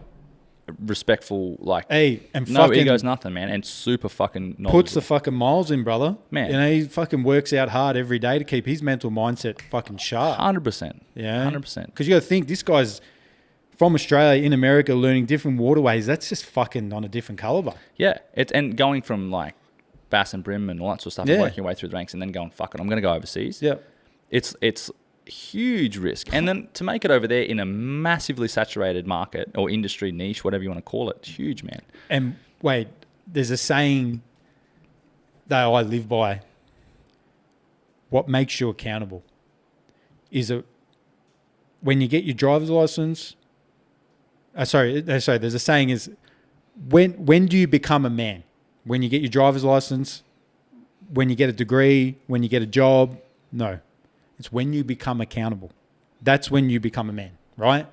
You look at guys like, Carl Jochumson, that's traveled across the world, learnt lakes, learnt living in a different country, man. And he's got a wife and a kid. That guy knows what it takes to be accountable. Failure does not work in that guy's world, man. He just fucking every day he gets up, whether he wins, loses, he's accountable and he knows he's got to perform. That to me is the top of the pecking order of some guy that knows what he's doing. You know, he's committed. And it's not about bank accounts. It's not about followers. It's not about likes. That means all fuck all. It's not about who even knows you. It's like there's men, like real men that I know, and call it sexist, misogynistic, I don't give a fuck. There's men and women, and there's men and women for a reason. I've got no problem with people that want to play in the other realms. Yeah, if you're happy, man, knock yourself out. But I'm an advocate for fucking real men, and real men carry burdens greater than anybody else, in 100%. My opinion. And there's a saying, and I wish I could remember it. It's like, I don't wish for a lighter burden. Yeah. I wish for broader shoulders. Yeah. Wish for a harder life. Yeah. That's what makes you broader. To be able to carry it better. Fucking knows. Like, you know? Give me all the weight. Yeah, like people be quick to judge, but man, like people look at Adam, like, and fucking I love it when Adam puts stories on his Instagram or his Facebook where, you know, he does that shit where he'll be like elk hunting and he'll put it on every day what he's doing. So good. I fucking love that, man. I'll sit at work in my office for half an hour. I'm like, just don't fucking break my balls. I'm just going to watch Adam for half an hour. Just the shit that he does. I'm like, fuck me, man. Like to go fly across the world, be in bear country, man. Fuck that. Like this thing could come at you 100 miles an hour. Like people take that so lightly. Like this guy's putting himself in country where no guide, no help. Backcountry elk hunting solo with an over-the-counter tag is insane. And he goes over and he normally kills something. But he goes over 30 days straight. Then you just seen, man, that he hunted with Cam and Joe. Yeah. And people looking at it like, fucking, that's cheating. Or there's comments on there that Cam was talking about and Joe were talking about. And I'm like, man, fucking, if anyone did a pinch of what Adam's done, they'd break. Who the fuck goes over and hunts elk for 30 days off a public tag? Like that's insane, man. Like that the credibility for that guy is just, it needs to be higher. 100%. And I think like with what I'm doing, like I'm not chasing clout from talking to famous people. Yeah. Like I want to talk to them not because they're famous in regards to leverage. I want to talk to them because they've made something from like an incredible something of themselves and the journey to get to that point. Character, like, man. I made a point to go talk to Adam, and I didn't want to talk about Joe Rogan campaigns because I want to build my business to be able to have the knowledge and the understanding and the respect and value in this. Yeah, and to be able to talk to those them myself. Yep. And talk to them about their own journeys. 100%. I talk to Adam Greentree. Yeah. Like I have no interest in leveraging off people. Like I want to talk to Carl because I've fucking followed him since I was a kid. Yeah. He's from that realm, man. He's from that area. Similar age. Similar age to me too. Like he's from Toowoomba. Yeah. And I'm pretty sure he is. Should fact check that. I think he is, man. I'm 99% sure he is. I'm pretty sure he is. But like I want to talk to him because I've followed his journey. I've loved fishing my whole life. And I've followed him and he's been a huge inspiration of mine my whole life. Yeah. I want to talk to him for Carl Jochimson. I don't want to talk to him because he's got a squillion followers and all that sort of shit. I can relate to that, man, because people might look at this a bit differently. For me, is that I've taken hunting on. I want to take hunting on for the main reason is to provide for my family. My wife is very, if you want to call it. Don't just do it all on a bow, then you'll starve. That's where the rifle's going to come out. You can call her awake if you want to call her awake, is the modern term. She's very health conscious, which is great. You know what I mean? I think we all should be. You know what I mean? We should stop fucking feeding our kids shit. We should stop fucking doing all this shit that we trust too many people with. We should be all awake, man. Don't even call it awake, man. Call it, just fucking be conscious about what you're doing with your health. What is the most valuable thing in this world? Your health. Without health, man, you're nothing. You're nobody. You go backwards very quickly, you know? So I appreciate that from what she looks after my two boys with. But going back to my point is to provide meat for my family that's free range, right? Meat that I know hasn't got full of hormones and all this shit.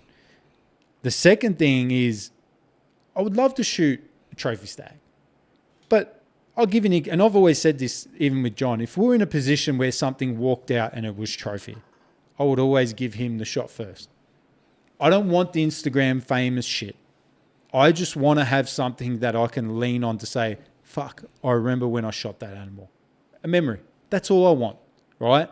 I don't give a fuck about the likes, because between me and you, man, I've got a private Instagram account that's got 150 followers. It's private for a reason. And it's private because it's family. It's sharing your life. It's friends. I don't want other people seeing my shit. And that's not because... That's private, man. Everybody should have a realm of privacy, like we spoke about before. But then there's Bait Rlgn, and Bait Rlgn is, I'm happy to showcase everything else. So if I was to shoot a trophy stag or whatever animal it is, I wouldn't go out and brag about it. I would show family and friends, but that's it for me, because that's the realm I want to be in. I'm not an Adam Greentree where I'm an expert, because these guys are experts in their fields, and I'm not claiming to be one. And that's what I was discussing about before when you're looking at LiveScope, is guys using LiveScope, not even doing it the hard way, but just using LiveScope to be experts. There's a small portion of an issue there. I reckon there is. I tend to agree. Yeah. Because if you put those people up and their LiveScope active target shits the bed. Correct. And you're in a comp, right? And you're in a comp and there's no LiveScope. People like you with traditional sounders, or even just no sounders. And then you've got guys that have been brought up on LiveScope, and we're back here again. We'll fuck off it in a minute because we'll handball it. Yeah, we will. So, but you go back onto you've been brought up on LiveScope. You've done nothing else, but your progression is way less. You go into a comp with the guys that have done it the hard way or done it the OG way. And your LiveScope dies. They got something more up the sleeve. 100%. You've got an added skill in your repertoire, and there's a high likelihood that you'll do way worse if you just got LiveScope and you can't read a river or a dam. It's like Jack. Hockey. Yeah, man. Come up against him and fucking Lake Moala. You get your ass handed to you, and the rest of it. I'll be honest with you, I hardly fish Lake Moala, but I wouldn't go up against him at Lake Moala. I might get lucky, but I don't get me wrong. I know my fair whack of Lake Moala, but I'm sure he'll turn me inside out. But then if he goes, no, you take me to one of your systems, then I'm sure he'll say the same thing about me. So respect is respect, and you see that everywhere in hunting and fishing. So that's. I just hate when guys take it like we spoke about before. Just don't take it personal, and don't waste energy in bagging people out. I think that's just. I've been bagged out. You've been bagged out. We've all been there. It means nothing. Water off a duck's back these days, man. I couldn't give a shit. Hit the unfollow button, man. That's it. I got nothing to prove to nobody. 100%, man. And just going back on the whole who we talk to in podcasting and all that sort of stuff, is like, I'll talk to anyone. Yeah. I find everybody interesting. I've fucking found it interesting that you wanted to talk to me. And I appreciate the fact that you drove an hour out of your time just to come for the Arvo and have a chat. I'm thinking, fuck, I'm not that good, am I? Everyone says the same thing, man, but it's not hard. One, it's not hard. You have to be a person that's like comfortable to talk. Yeah. But also everyone has a story, and everyone's interesting, man. and no one thinks they are until you start talking about it. 100%. Like you think about your story, it's incredible, but you probably don't think so. Yeah, no, I don't. It's just life for you. 100%. Know what I mean? It's that perspective. Like, I don't care who's on this podcast. I will literally talk to anyone I find interesting, and I find most people interesting. And I find that I'm pretty confident that I could talk to anyone and make a conversation. You're no different to me, man. Yeah. You could talk a leg off a chair, and that's a good thing, because to me, that's a dying art. I feel like it is. 100% it is, man. 100%. I'm sure you've seen it. There's some podcasts out there where you just don't see the flow. You don't see much happen. And it's like, I don't know about you, but I'm like, I'll listen to a podcast. I'm like, fuck, I wish I would have got more out of that. Yeah. Do you get that feeling? 100%. Yeah, because you know the potential of that person, or what their achievements were or something, and then they'll talk about it and sort of play it down. Yep. And like leave bits out that are super interesting and all that sort of stuff. The juice of it. Yeah, and I don't like podcasts being fake. Like I said to you before we got on air, it was like, not on air, but you know what I mean? But before we started recording, I don't script any of this. I have a couple of facts in my back pocket, just in case the conversation dies, that I can continue it on if I need to. Yep. But everything I do is off the fly. And the reason I do it is because I want to learn to be more articulate. I want to learn to get better at conversations. Yeah. So like what I was doing that I caught myself out on the last podcast or the podcast before is I would do this, and I would put my hand down and I would talk on the table when I'm trying to explain something. Yep. So I was like, oh, fuck, I did that. I didn't like doing that. Yep. So now I'm making a conscious effort of, like, when I do explain things, still do it with my hands and whatever else, but like actually make eye contact and be better at it. Eye contact's a hard one, man. It's super hard. Super hard. Because it's not about being nervous, but you want to explain yourself correctly so you understood. Yeah. So then you try and remove all the other distractions. Man, I can't vouch for how many young people I talk to today. Look at their feet. Fucking, they're looking at fucking Macca's down the road. Like, Limp handshakes and no eye contact have no place on this earth. I'm like, man, look around, but fucking be present in the moment. You know what I mean? And I think as a species, I feel like, you got to keep that. You got to keep it raw. You got to keep it while we're on, phones and internet. It all has its place, man. It's all here for us. But if you don't have that connection where you can't look somebody in the eyes and have a conversation, it's like, to me, I would say, how do I work on that? How do I get better? And even business, man. Like, business is a lot of that. When you're talking to banks, confidence is massive, man, because if I gave you $5 million tomorrow and I said to you, Wade, what would you do with it? I'm confident you'd say, man, I'd buy a house, debt free. I'd probably then say, all right, I need to put some money away to then make a rate of return so then I can live comfortably and live out a dream. To me, that'd say that's a pretty fucking smart decision. I would then sort of say, what would you do with the money? And you'd say, I'd probably put 80% of it in something that's going to give me a pretty 100% return in terms of blue chip shit, not going to worry about it. But that 20%, I'll take a gamble. And if I said to you, there's 3 guys in the room, they got business proposition. If one of them couldn't look at you in the face and fucking couldn't start a conversation and couldn't mumble, you'd say, fuck that, am I putting $2 million into that, right? Yep. Because money changes people when you start, and you can learn a lot in business, right? I've learned that a lot the last 2-3 years being in my family business, dealing with, banks, high profile companies that, like your Coles and all this type of stuff, people that aren't idiots. Business ruthless, man. 100%. And you have to be. And you have to have a thick skin. It's one thing, and this is one thing my grandfather said, it's one thing to say you have money. It's a whole nother thing to have the money. Correct. And it's a whole nother thing to be willing to spend it. 100%. And the people that are willing to spend it and take the risk, bro. That's a different level of ball game. 100%. Fucking, the saying goes, easy to spend, hard to make. Fucking, yeah. I met this old school Greek guy one day, and he said to me, don't worry about what's coming in, worry about what's going out. And I've lived by that motto. What comes in will come in. You'll drive. You're always looking for more business. If I said to you, Wade, just back off, man, don't look for shit, you'll be like, fucking no way, I'm not doing that. You know what I mean? You're going to, if you, like you were saying before, fuck, man, February, that's a hectic week. But I'll guarantee you, if someone rang you and said, hey, wait, I need you that week, I'd make it work. You'd be sitting there going, fuck, man, how am I going to fit this in? Fuck, I'll make it work. Yeah, bang. Knowing you probably wouldn't sleep for 24 hours and you'd make it work. Figure it out. Right, you'd figure it out, right? That, to me, somebody, don't worry about what's coming in because it's going to come in. You got the work ethic. Worry about what's going out. Worry about who's fucking you. That's what you got to worry about. Worry about who's taking too much money off you. Bills, fucking automated payments, all that type of shit. That's the stuff you got to worry about. Don't worry about what's coming in. 100%. I tend to agree. And a lot of people in business that I've found have one long arm and one short arm. They'll take with this one and then they'll give with the short arm. Fucking oath they will. Always. That's why we spoke about before, the 50% deposit weeds out a lot of customers quick and early. 100%. Because 50% deposit means I'm 50% committed. The people that don't do that are the people that are fucking pains in the ass anyway. They could have $10 million and they won't pay a deposit, and then they're just going to be an absolute pain in the ass for the whole contract and aren't worth the paycheck. 100%. I'm straight up, man. If I can see that you're going to do the job, if you can promise me that you won't fuck me, we're on the same page. I'll pay the 50% deposit. But the minute I know you fuck me, then I'm sitting there saying, well, hang on a minute, man. This relationship is not going to be long-standing. It's probably going to be short-standing, right?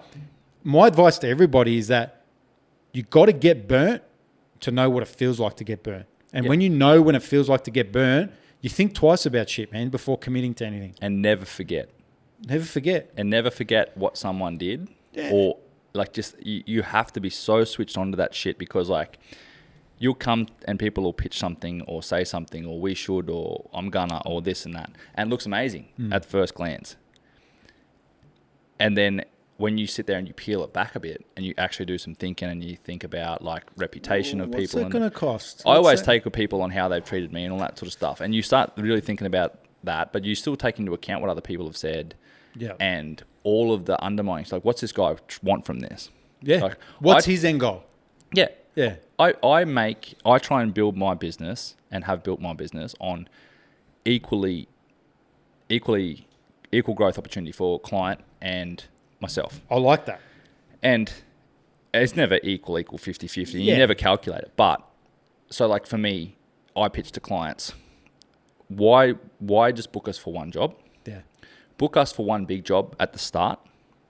Let us collect a shit ton of content. Let us overshoot. Yeah. And then we've got 12 months worth of stock content for you. Correct. And then put us on a semi-retainer type deal. Yeah. And allow us to manage your content for 12 months and continue to put work out for you. That way you win from consistent content delivery and production, more sales, all that sort of stuff. All the shit that you can leverage off us for that. Yep. I can leverage off it because then I have a retainer client and I get more regular income. You got business. It's a win-win. Correct. But a lot of clients will go, I'll trade you money for time and you give me this short film or this edit. And that's all fine. But then next year you're going to do the same again and you're not going to promote your business for the rest of the 12 months. You lose consistency, Wade. 100%. And then your business is not going to grow and then you'll come back and you'll book me for the same thing. And if you're not willing to continue marketing pitch, but if you're not willing to continue pushing your content, there's no point getting it in the first place. Agree. Because I'll vouch for that, man, right? Bait Rlgn for me, again, hobby. And yeah, it's picked up and it's becoming a little bit more serious, right? But to your point, it's a massive learning curve, man. For me, it's a massive learning curve because exactly what you just said, consistency marketing. I've never been in that realm before and I'm learning and I'm saying, fuck, the consistency, like I've done a couple of days shoots there before with Jamie, right? Where he would just jump on the boat and we'd just go and do a bit of, like we did the videography and all that type of stuff and a few photos. And, I've just given him a bit of DRT gear and all that stuff just to help him out. And what he did for me, I can't thank him for enough because and this is to Jamie too, right? He's a good kid. He's a good kid, Wade, man. Mate, super talented. I said to him, man, videography, he's like, I'm not the best with it. Fuck that. Let's put the drone up and let's have a crack, And man, his fucking shit was on point. Now, not to your level, which is understandable because this kid, that's not his full-time job, right? But I said to him, man, jump out there. You're definitely worth every dollar, in my opinion, because you're good at what you do. So, I looked at him and I thought, man, you got so much untapped potential. It could go to here, but I know you're here because you got your limits and there's a lot of challenges. I understand that with other, gear. It's not cheap, man. Camera gear, it's hard, but he's somebody that's got a lot of potential. And, just what he did for me and then utilizing that content, I got that much content, Wade, that I'll just drip feed. I would love to have even more content because everybody does, but he's done enough for me that will last a long period of time. Yeah. He's got the camera he's using is my old camera. That's exactly what he said to me. Yeah. So a funny story, man, right? The first morning we met up, we pull up the boat ramp and it's still dark. I'm like, look, man, got live scope. I'm confident we should bang something. And he's like, nah, it's all good. We'll just do as it is and blah, blah, blah. Man, I'm finding multiple big fish, just cruising around. I'm like, Jamie, we're going to fucking smack one of these things, man. Just get ready. And he's got the camera and he's fucking taking all these mad stills and everything. Man, we banged off memory, it was like a 116 and a 110 within 15 minutes, right? He's like, Kish, what the fuck, man? I've never seen this in my life on Lake Eildon. He goes, and I'm just like, man, that's live scope, right? Anyway, we spent 2 nights, man, on Lake Eildon. We just got a ton of content. I really enjoyed that trip, man. I really enjoyed it because he's so hard focused on doing it the raw way. And it was good to see a young kid, but it was good to see a young kid when I say young, younger than me, it was good to see a young kid that still had drive to, you know, do it the old school way, but also so good at what he does, man. Some of the photos he took was fucking really good. 100%, man. And he's like, you talk to him and you don't think, he doesn't feel like he's 20. I think he'd be 20. He'd probably be the same age as you. Mate. Maybe 22, 23 or something like that. Like young early man. 20s, right? Young. Like you talk to him and you don't think, and it's the same with Kyle and I. Like I can have a full, mature conversation with Kyle. Yeah. Exactly the same. And Kyle's what, 22? Yeah. Fuck, you're old. And Kyle's exactly the same, like super fishy, old school, like with how he fishes and everything like that. Like I got that when I was younger as well, from hanging out with like people that were older than me, and because Always I hanged wanted out with older people, 100%. man. And yeah, and he sorry, I cut halfway through your story, but yeah, he's a legend. He came and shot the expo with me, and That's how I met him. Man, oh yeah, true. Because he come up to me, Wade, and he goes, man, I fucking love it, what you're Yeah, doing. it's He true. goes, I love the brand, I love everything. He goes, are you cool if we catch up and I wouldn't mind doing a bit of shooting for you? I said, fucking oath, man. Because I'll be honest with Bait Rlgn, man, my biggest problem right now is trying to do everything is so hard, man. I'll do it. I'm not going to back off. But what I'm doing at the moment, like it's a lot. I've got this vision, man. I'm just like, fuck, I need to take it here, but I can't take it there because I need, like what you've got with Kyle, like I can understand why you've got him. He is the reason my business exists. Fuck, man.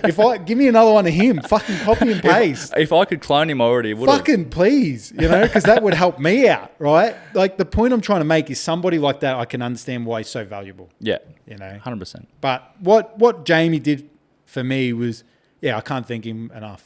Yeah, and he's the person that's willing to do that for nothing too, just because he really enjoys the man. industry stuff, and he learns too from that. Yeah. Like he worked his ass off for me at that point in time. I needed another person, and I'm good friends with his brother, his older brother, and that's how we knew each he other. explained that to me. Yeah. So I've known JMO through his brother. Yeah. Obviously, there's a connection. But like just super good dude to talk to, super polite, super well spoken, like super mature, and very, very creative and very handy. And it's hard to find people with that kind of eye. Like you have it from the start, or you just don't. And you've got to learn it. He's one of those people that you can just give something to, and he'll just compose an image properly without even having to think. But yeah, he grabbed my very first ever camera, and he's still got it, and it's still a good camera. And he told me, because when we were fishing and he was taking stills, he's like, fuck, this is Wade's camera. I was like, bullshit. He's like, yeah. I was like, fuck, that's crazy. But what you're saying about creativity, like with Bait Rlgn, people say to me all the time, they're like, man, do you do everything? Like the designs and that. Every single design that's come from Bait Rlgn has been 99% of my vision. So like there's probably 2 designs that I've had designed from an actual artist, because I've got a decent amount of skill, but I don't have that amount of skill, where I've sort of said, this is what I'm envisioning. This is how I want it to look. Let me know how you go. And then they come back and it's like, I like it, but I want this done, and chop it and change it. So I would say at least 99% of the designs come from my manifestation, my imagination. Nothing comes from, here, Wade, here's X amount of dollars. Let me know what you come up with. Fuck that. It's got to be what I manifest, what I vision, because if I'm not envisioning it, I can't use it, because it just, like I've got designs already that I'm working on in the background, and I've had this, I can't really draw it because there's a fair bit in it, but I'm like to the guy who's got the job, I'm like, man, you've had to cut and do this like 5 times because I'm just not happy with it. Like I have to have the vision of it's going to work. You have to, man. Yeah. You have to. And then I do that like with my own edits. I don't think I've ever been truly 100% happy with anything. And then I'm like Kyle's editing is incredible, and he does most of my stuff now. And I'm hypercritical of his stuff, and not to be an asshole. Yeah. But like if I see one thing that's like half not quite right, and there's an opportunity to change it, I'll get him to change it. Yeah. Purely because like that adds up and it makes a difference. Because and this is what I think I say to a lot of people is like, if you've got the opportunity to eliminate all risk of negativity, right? So let's just use an edit for example, because we're on that topic. So say it's an edit, and say there's like half a second or a second of something that's just not quite right. Out of focus, it's jumpy, or fucking something's wrong. if you've got the opportunity to fix it and you don't fix it, and then you put that out, and then there's some client that you don't know of that exists, and they've got $1 million marketing budget, and they're on the fence to reaching out to you to try and book you for work. And then they see that and they go, fuck, that cunt doesn't have an attention to detail because he fucked up and that shot was out of focus. That 1 second of that clip was out of focus. 100%. And it's $1 million contract, a potential $1 million contract. And that's extreme, right? But it's the 1%ers.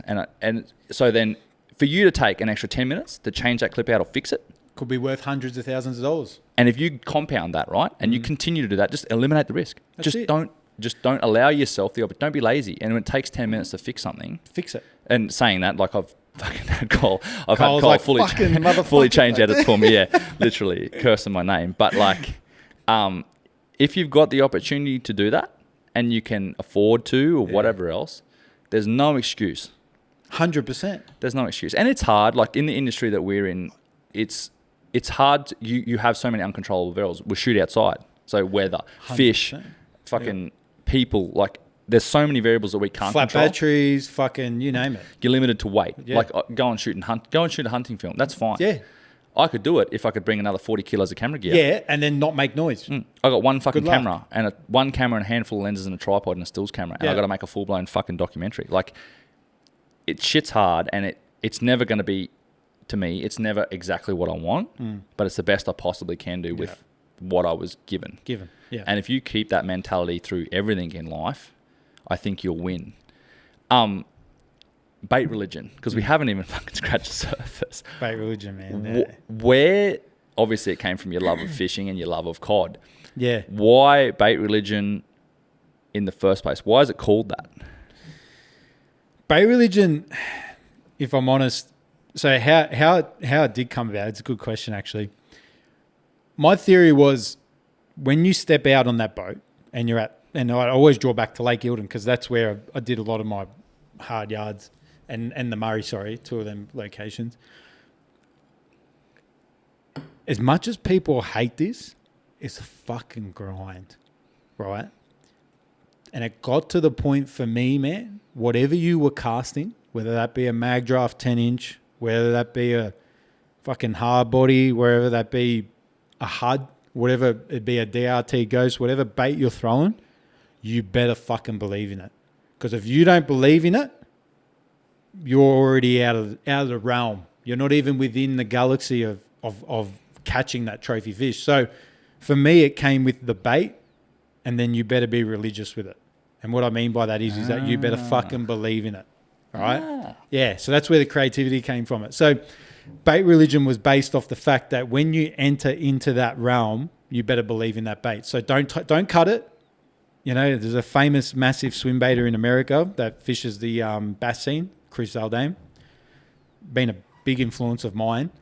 I remember watching some of these videos about 10, 12 years ago where he talks about tying on a big bait and don't cut it off, Wade.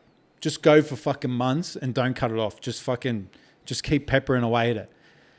And then that's when I put the two and two together and I thought, if you don't invest in that bait, the time and everything that comes with it, you're not going to be successful. So I thought from a branding perspective, if we can get that whole message in one image, that's where Bait Rlgn came from. So Bait Rlgn probably started, when was it? 2018, 2019. And it set out as a hobby, like I said before, and it still is sort of a hobby on the side. Not that I eventually am taking it a lot more serious now. But the plan was just to do a bit of apparel. Me personally, I think in the fishing side of things, there's not a lot of good, clean looking apparel. That's just my opinion. There is probably now, but you know, back when I was there, nothing that had that streetwear appeal. There was really just those average looking fishing jerseys and so forth. So I wanted to tap into that market and create something that, hey man, that's a fucking sick tee, or you know, they're sick sick pants, they're sick jumper, whatever it might be. You know, I always wanted to get that bit of an edge. I wanted something with cool prints, and I also wanted like to capture designs that reflected what you did. So, for example, when you look at the triple digit hunting design that I've designed, it's literally a zombie holding a big cod. Because to me, that's what represented chasing triple-digit fish was you were cooked. Cooked yourself. Fucking cooked, man. You know, like you can see the moon, you can see bats flying around, like as in it was a dark place, but you were rewarded. You know, so that's where that design came from. And since becoming the face for Division Rebel Tackle DRT out of Japan for Australia now, and shout out to Tomoya and Kengo and the guys out in Japan for giving me the opportunity, because I was fishing these baits, you know, when they first come out 10 years ago plus. Guys were looking at me like, fuck, you spending, like I had to spend big dollars to get these baits, They're man, expensive, from bro. eBay and all that, you know. And, you know, I invested money back then, but it paid off now. Quick question: does it make it? Do those baits? So like the $200, the $400 lures, swim baits, whatever you want to call them, do they represent that equal amount in R&D and research? I understand, like it's not going to be for Murray Cod in Japan, but are those guys putting so much R&D in that those baits become, those handcrafted baits and all that sort of stuff become that valuable? 100%. And the reason why I say that, because when you do your research in Japan, largemouth bass, man, are actually an invasive species. Yeah. So I don't know if you've noticed, but every Japanese largemouth video you'll see on YouTube, there's never a catch and release. Me and Jamie actually spoke about this. You have to kill them. You have to kill them. Huh. Yeah. Do they kill them? We'll Same as that. carp. Hey, no comment.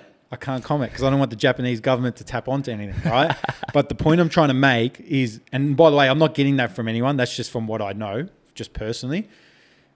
They've actually got largemouth bass bins in Japan. So if you catch largemouth bass, they're saying, hey, Wade, just when you get off of the boat there's a bin there, just throw it in the bin.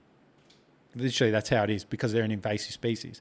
Now, to answer your question, they're that hard. That trophy largemouth bass are pretty extremely hard to catch in Japan, right? Because Lake Biwa, which is like the home of DRT, probably one of the most trophy largemouth bass fisheries in Japan, at times, man, this is what I've been told. I've never been to Japan, but I'm definitely going within the next 12 months.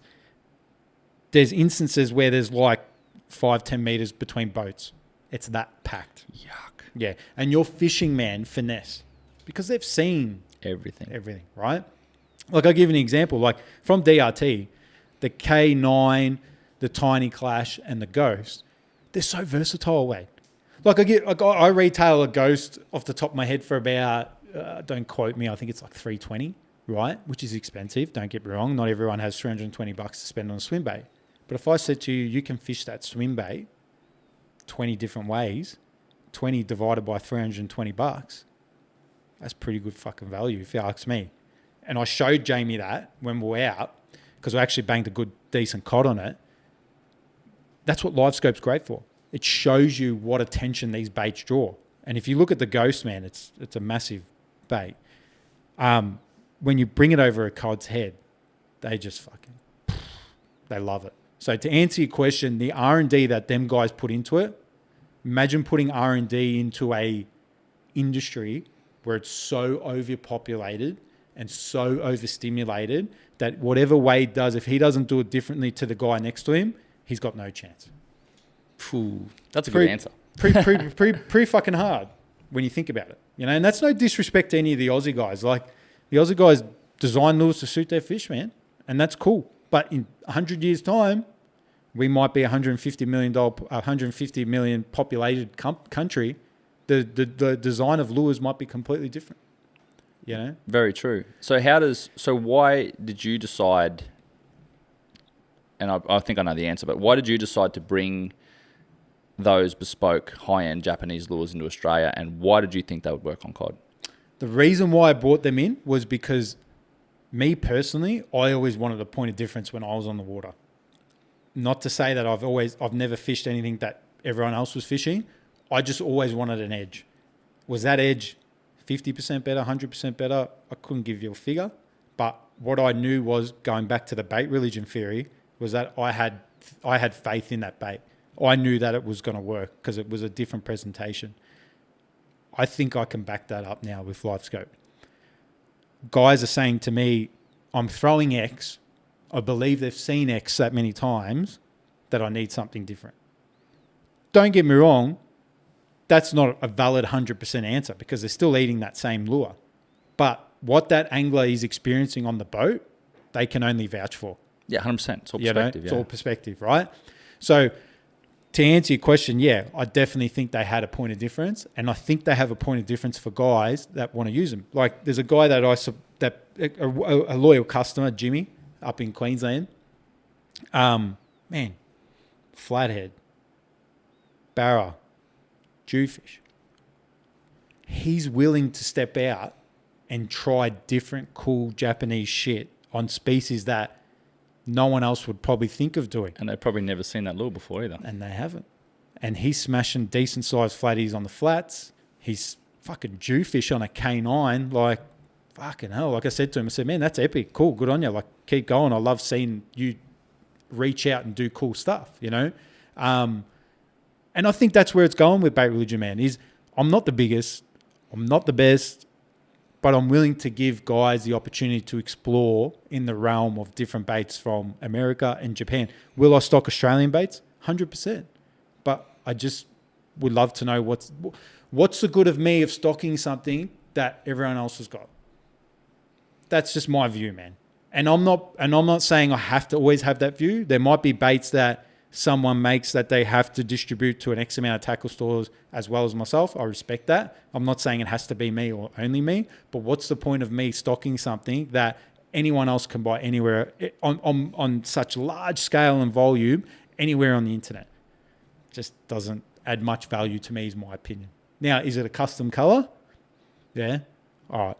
That sounds like it's worth it for me because if it's a custom color to Bait Rlgn, well, then it makes sense to come my way. But if it's not, I could jump onto any tackle world, wherever else, and buy it. And that's understandable because that market caters for it.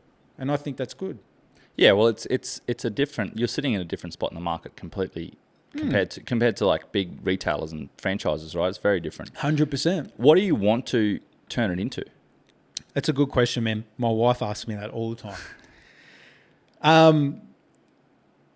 The day I finish up with whatever I do with my brothers and my family, I reckon that's what I want to do full time. And that'd be Bait Rlgn. And that would be creating sick content in your field, being able to still distribute high-end quality tackle from overseas and in Australia, and then just set a standard of it's a brand that is unique, not unique and arrogant, but just unique that it's in its own playing field. That you can sort of say it stands over there in the corner because it's nothing like anything else in Australia. And you'll have those kind of bespoke industry, they exist everywhere in every industries. And you'll have a cult following. We probably already do, but you'll have a cult following. And it'll be a smaller amount of people, but it'll be religious, die-hard people that contribute to the brand immensely, that 100%. Give you feedback, that do your R&D, that help you market. And that's the difference. And I was talking to Carl about this morning too, is like, I got told that I'd never make anything of this business. It's purely focusing on the outdoors scene. And I'd have to do real estate and I'd have to do weddings and to prop it up. Yeah. And multiple people told me that. And I do them things. Yeah. Do them things. Good English. But it's things. Not 90% of your business. Nah, and it wasn't at the start. Yeah. I never did it. Yeah. I was like, fucking watch me. Yeah. And you proved them wrong. It was brutal, but I got there. Man, I started Bait Rlgn on $500. Yeah. And now I've got DRT on board, 86 baits out of America, and Pitch and Strike out of Spain, which is Ken, right? Yep. These companies have some big visions. If I can just be a platform for them in Australia, I've done my job. Will I do a shit job? Fuck no. I'll do the most I can do, and they're very happy with what I do, and I'm not happy. I feel I can do more, but they're happy. But that doesn't mean we should level up and say, oh, that's all we're going to do. We're always going to strive it further and take it further. But reality is, I don't want to dip my toes into a market position where I just become another part of anything. I want to be unique, and if that means organic, if that means slow growth, I'm okay with that. But it also means authentic. Authentic, man. Exactly right. Like, I've got plans next year to come up your way and do more barra. I want to start fishing a lot more of that stuff on the barra. Will it work? people will tell me no. No worries. I'll give it a shot. You know what I mean? I'm willing to go out and dip my feet into unnecessary, cold, unforgiving places. I can tell you now it'll work. There's certain circumstances where baits built for barra or specific stuff will work better. But I can guarantee that work in a lot of circumstances. Yeah. And I've got guys up there doing it now telling me it's working. Yeah. And they're purposely telling me, and I'm, don't tell anyone. Because I don't want to know But it's you just working. fucked that up. Well, I didn't tell them who they were, and I didn't say where they're doing it, Yeah, right? true. But what I'm saying is that it is working, right? And that's fine. Like, I respect that because I'm that guy too, where I remember when, I'll say this now, I've got baits that people don't know about that have fucking annihilated cod the last 12 months. And I haven't said shit, Good. right? That's born in you. It's back in your product too. Like I know like a lot of stuff that you're getting someone else's product, but it's like you're doing the R&D. Yeah. So that before you put it live, it has to work. 100%, man. People value that shit. Like, I'll give you an example, man. The Frenzy, I should have bought one. 17 inches, bro. It's fucking big bait, man, right? This thing has been engineered and designed at 10 ounces only. Find me a 17-inch bait anywhere in the world that weighs less than 10 ounces. I bet you can't find it. The DRT Frenzy is the only one that can do it, right? The point I'm trying to make, these guys, going back to your point about point of difference, fuck the engineering that went into that. Hollow chambers, to fill water, to put density in the bait. Man, that's just like a next level form of engineering. These guys are super smart dudes. They're not dickheads, right? That's the start. Where are we going to be in 10 years' time? And I already know some of the shit they're working on is next level. Sorry, you go. And what's to come, don't worry about me. You guys, the Australian public that support, to your point, the following that support Bait Rlgn, be excited because what's going to come over the next 10 years from these guys is only going to benefit you as well as me. 100%. And the thing is, like, it's one thing to develop a really good product and then you're essentially testing that product in the Australian market, but you fish, right? So you don't want to put out average shit and you're not here to make money at this point in time. Like, your heart's in it, right? And the money's a byproduct of that. 100%. So you know what you're selling, or people should know what you're selling is going to be good and it's going to be backed and it's going to work. Yep. Because you've put in the work and you are a fisherman. Yep. And you care about the industry. Yep. Which I think is rare. A lot of people get into just to sell shit. Yeah, and they fucking couldn't tie an FG knot to save themselves. 100%. Like, that happens a lot in every industry, I think. Yeah, it's incredible, man, what you're doing. I think it's very impressive and it's very unique. Like, I don't know anyone out there that's doing what you do. Yeah, without pissing in my own pocket, I'd have to agree with you because, and you know what? That doesn't mean that I don't encourage people to do it. I encourage everyone to do what they want, you know.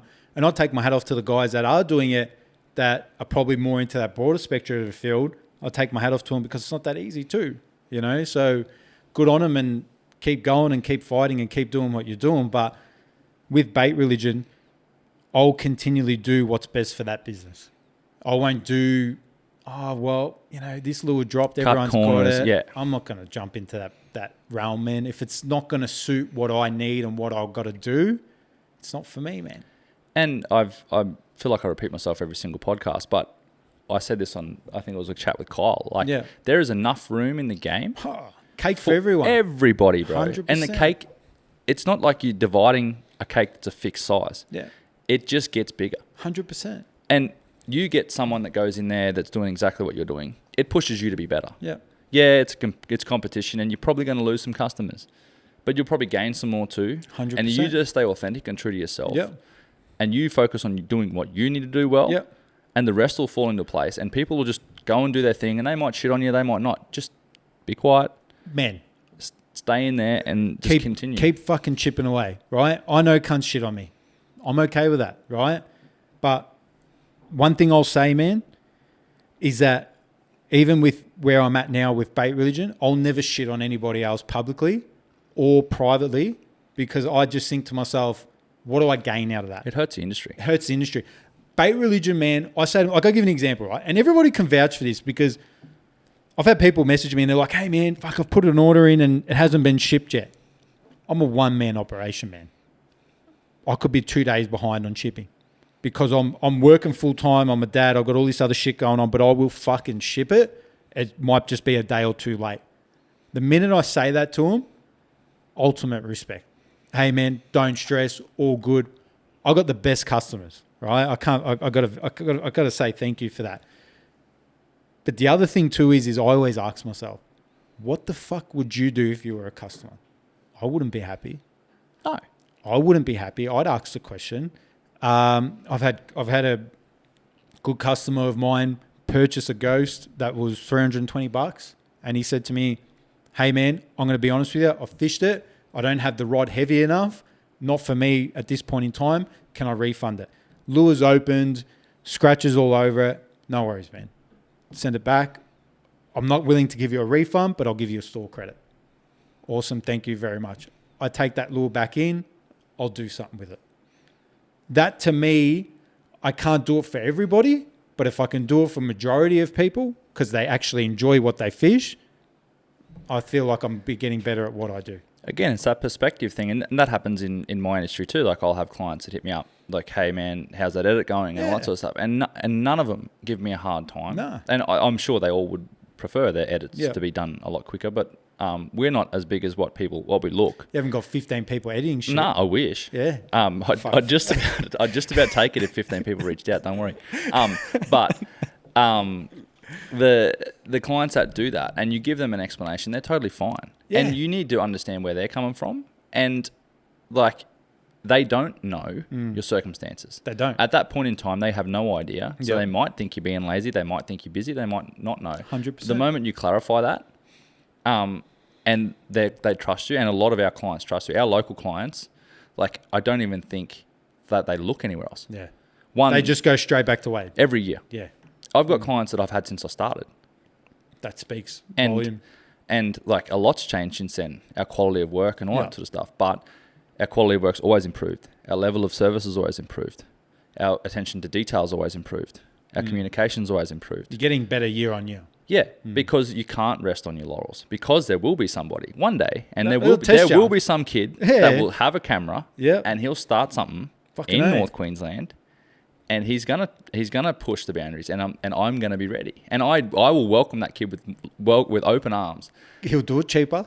Yeah, he'll do it quicker, and then you got to say to yourself, okay, where do I respond to them two factors? 100%. How you do that will define how your business is built on. 100%. Morals. And I've said this to Kyle as well. Is like, if he wants to go out and do his own thing with what he's learned and built and grown, I'll lend him camera gear if he wants to go out and do it himself. Because you know it's not easy. It's not easy, but I also know he will. If he wants to, and he knows this too, is he can definitely do it by himself. He's a very skillful guy. Extremely. He's trying to get a pay rise now. Very true, but he definitely could. Like, he could easily go and do this himself. Yeah. Because it's not about, I don't want to, like, and this is where a lot of people get it wrong too, is like, keep it all myself and all that sort of stuff. You think it's going to keep the blueprint. Yeah. You can't. Yeah. You have to be, like, you have to train people and teach people and give people enough to take your job, because then you can't grow if you stay doing everything yourself. Sustainability, man. 100%. Yeah. And like, if Kyle wants to go and do that, I would dead set lend him gear to go and do his job and chase it himself if he wants to do that. 100%. But in the same breath, the offer's on the table to give Kyle an opportunity to have a slice of this business if we can build it big enough together. It's not ready yet, but when it gets to the point where I can give him a slice, I will offer that slice. Yeah. And he will not have to pay a penny to buy in, because he's put blood, sweat and tears into the business as much as I have. Yeah, but that's where you'll, and I'm going to say this directly to you, not Kyle, if he's smart enough, which I think he is, he'll value that. Because I can tell you right now, man, if someone said to me, the value of the business is X, I'll show you X, this is what it's going to take to do it, but I'm willing to give you this at this or whatever there might be, the math adds up very quickly that route's going to be an easier route. Yep. When I say easier, as in go out on your own and do it all, you've been there and done it. You fucking know the mountains you got to climb. Now you're willing to give a young bloke an opportunity to go, pass all that and take it to another level, you'd be, 100%. Yeah. It's like the money is like the not on the forefront of my mind. I enjoy business.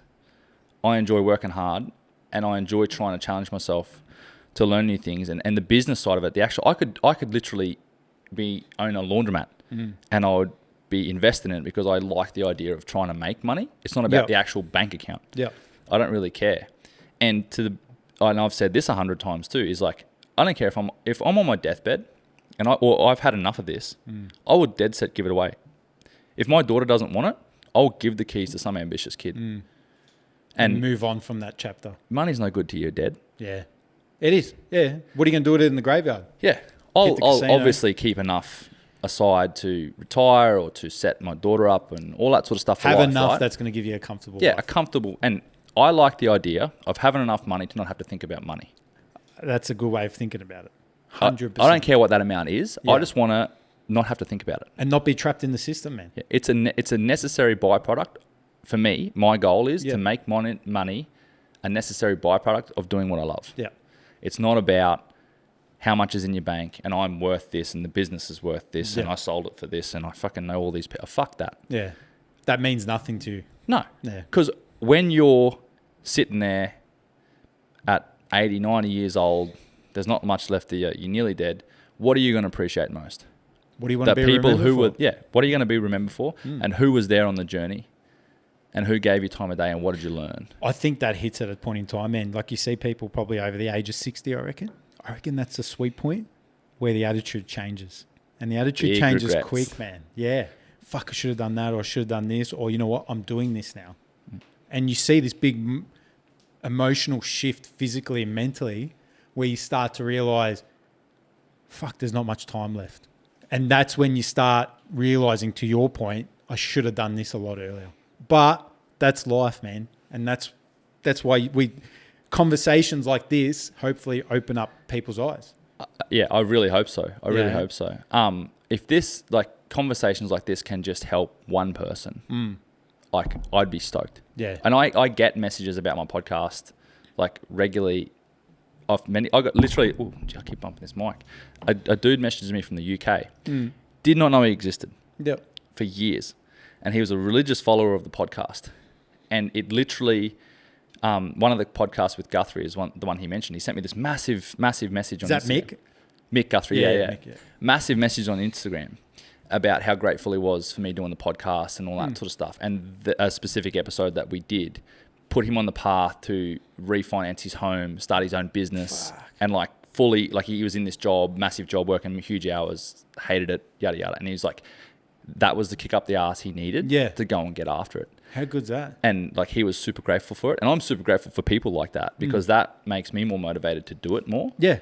And I put everybody on the same playing field. Like, I want to talk to Joe Rogan. I'd love to talk to Cam Haines, but I will equally just go around the block and talk to someone around the corner. Yeah. Like, and then that gives you perspective, doesn't it? Yeah. It gives you perspective of somebody that's got nothing and willing to drive and get something. And then gives you the other end of the scale that's got everything, but is still not satisfied and prepared to give more. Your worth is not what's in the bank account. It is not the amount of followers and fame you have. Your worth is the impact you make on the people that you care about. Yeah. I think that's a solid one, man.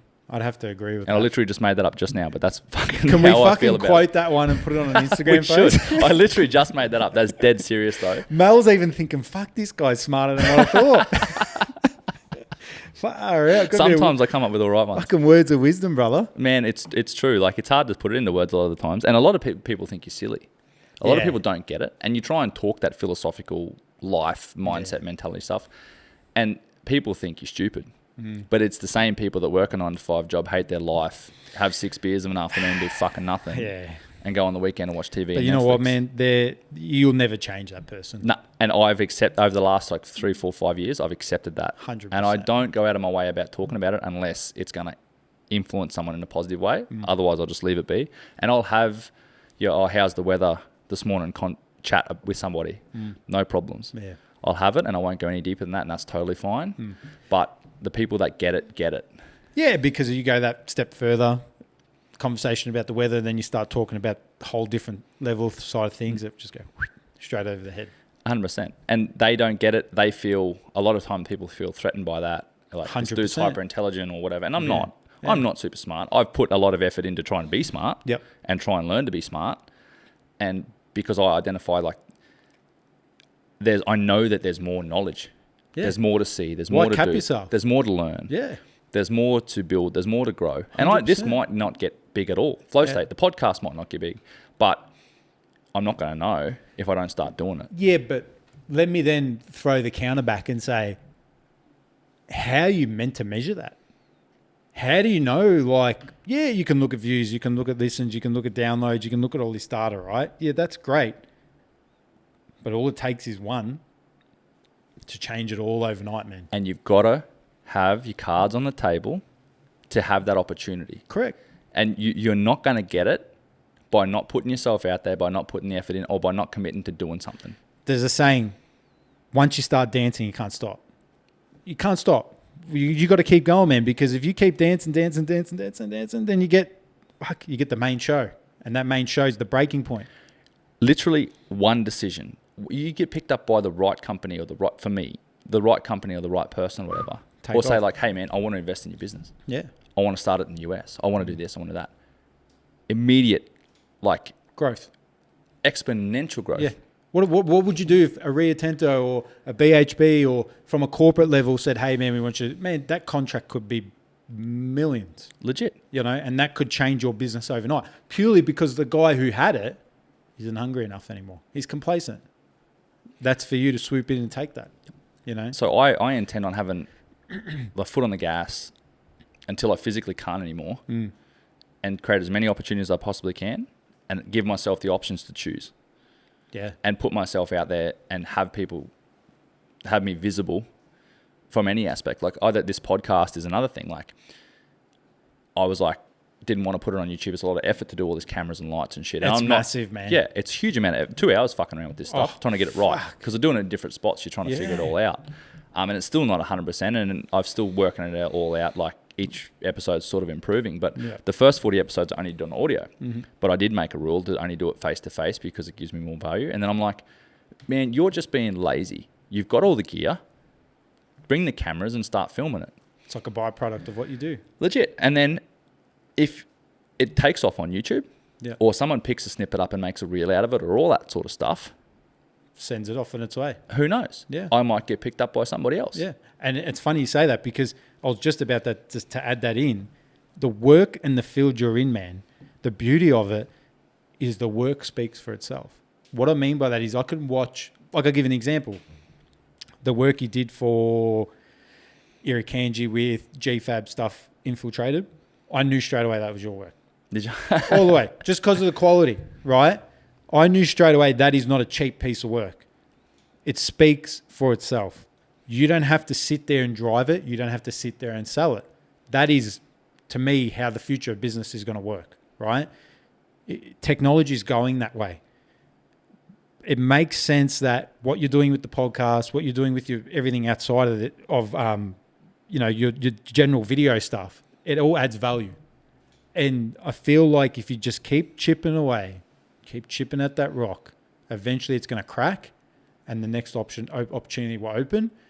And I always say this, I always do this to me. I manifest a lot. That's just what I do. If you don't have a dream and you don't visualize where you're going, you need to sit down and think about that and think what am I working towards? What's the goal, right? What do I visualize? Do I visualize myself in a Ferrari? Do I visualize myself in a homestead like fucking Yellowstone? What is it, right? What's going to drive you to be happy every day, to say, I'm having a cunt of a day, but I'm still happy because I'm just picturing my dream, right? If you've got that, you're unstoppable, in my opinion, you know? I 1,000,000% agree. And think big. Dream blue sky. 100%, the stupidest, most massive thing that you can think of. 100%. Put that as the goalpost and work towards it. And you might not get there. Who cares? But you're not going to die wondering. And you have to have the mentality, what if it does? What if it could? You won't be thinking about it. I can tell you that. You're doing it. You're not going to, if you don't do it, like, or put steps in place or put the work in towards it, or just take the step. A lot of people, taking the first step's the hardest for everyone. But couldn't agree more. But what if it does pay off? Yeah. What if it does change your life forever for the better? Yeah. Like, what if it does win? Like, out of all the bullshit that's gone on in my life, and bullshit's not the right choice of words. A lot of the last 12 months, 2 years have been absolutely brutal for me. And 90% of it is because of my poor decisions and my poor outlook on a lot of things and my lack of accountability and bad decisions that I've made that have cost me a lot. I had every opportunity to drop this business and I wanted to, I wanted to. Every single day I hated it. I wanted to so badly. But I had a responsibility to myself because I committed to it. I have clients is another one. I had a responsibility to my dad who passed away and gave me the gifts that I have, most of the gifts that I have to do what I need to do. Yeah. I had a commitment to Kyle who just sort of committed. He committed immensely. Yeah. His future and his love for the industry and all that sort of stuff. Have a commitment to my daughter to show her that there's more to life than working a 9 to 5 and that you have choices and that you have options and that you can do big things if you hope and dream. And I don't want her to ever have to worry about money and all that sort of stuff. If I stopped, all that shit would go down the drain, man. It's impossible for me to achieve it. 100%. And I still might not now, but if I don't stop, I give myself the most opportunity to be able to achieve it. You can't. To answer that shortly, if you didn't try, you're 100% guaranteed to fail. That's that saying. So if you try, there's your 99% chance of failing. There's 1% that you'll succeed. You're still better than not, if that makes sense. Yeah, well, it's you have a 0% chance of succeeding if you don't stay. So committed. you just do a little bit, like Goggins said, when he transformed into a Navy SEAL, he said, "Well, what happens if I fail and I don't become a Navy SEAL?" If you don't become a Navy SEAL, you lost 100 pounds, 180 pounds. You're fit, you're healthy. As far as I'm concerned, that's not a loss. So to your point, if you continually keep chipping away and even if you fail, hey, at least you built something. It might have taken you to here, but you learnt a lot, built your character, built you as a person, it learnt a lot of lessons. Like you said, the most valuable things aren't always money, aren't always materialistic. You know, you can always add that value into the next generation. That might be your daughter. And that's what I plan to do. And I've met some incredible people through this journey. I've been all over the world. Look who you've interviewed, man. Carl Jochimson tomorrow. Yeah, Adam Greentree. Like, fuck. Yeah. There's some big names, man. You should be proud of that. And it's all just for putting yourself out there. Like, I'm nobody. Yeah. And I was like, fuck it. I'm just going to send them a message and see. What's the worst thing that can happen? I was like, hey, man, super random. No. I don't know if this will get to you, but big deal. I'm doing this. If you got the opportunity, I'd love to have a chat. And you know what, man? Joe Rogan would have said the same thing when he messaged Adam Greentree. Probably. Fuck, man, this guy could probably say no. Probably said the same thing when he sent it to fucking Adam Sandler. Probably said the same thing when he sent it. Donald Trump. He called Donald Trump and Donald Trump said yes. Yeah. Called fucking Kamala and that's a different fucking... That was a show. Fuck. But and a lot of the stuff I'm reflecting on from the conversations I had with like Ian Miller and Carl Jochimson this morning was like, you don't know if you don't ask, and everyone starts from nothing. It's just the people that don't stop. 100%, man. That win. What the fuck is guaranteed in this life? Tell me. You're guaranteed to die. Fucking guaranteed to die and pay for Albanese's fucking holiday houses. Fuck that. I can tell you that right now, brother. I'm happy to die because we're all going to die one day. But, you know, what my old man always said from a young age, never be scared of death, right? Just fucking keep going, man. Don't hammer, don't stop, right? But fuck me, like, and my old man still says that to this day. What's the worst thing that can happen? I say no. Whoop-de-fucking-do. Move on, pick yourself up, and move forward. Man, like, there's been times, like, when you talk about manifestation, but then also reflection. In our family business, in horticulture, shit can go bad real quick. Cloud could come over, you get hail, you fuck the whole crop up, see you later, right? 2 minutes, everything can be finished of 9 months worth of hard work. It's happened before. We'll sit there with my brother and we'll just go, oh, well, it is what it is. What do you want me to do? Go out there and catch every single fucking hailstone? No. What are you going to do with it? You want me to go spend $10 million on netting? I can't do that. It is what it is. We will do everything in our power to limit the risk, but unfortunately some things just aren't controllable. Now, I'll say to myself, going back to reflection, fuck Wade, this is bad, man. My mind's ticking. Fuck, what are we going to do? Fuck, how am I going to do this? Right? Get through and I reflect and I go, what the fuck was I stressing about?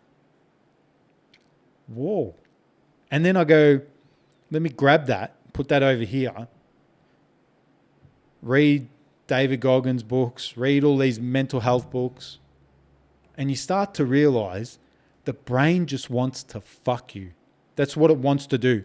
It wants safe. It wants to say, Wade, give up. Go jump in bed, fucking just shut up, be a little pussy and don't think about nothing. That's what it wants to do.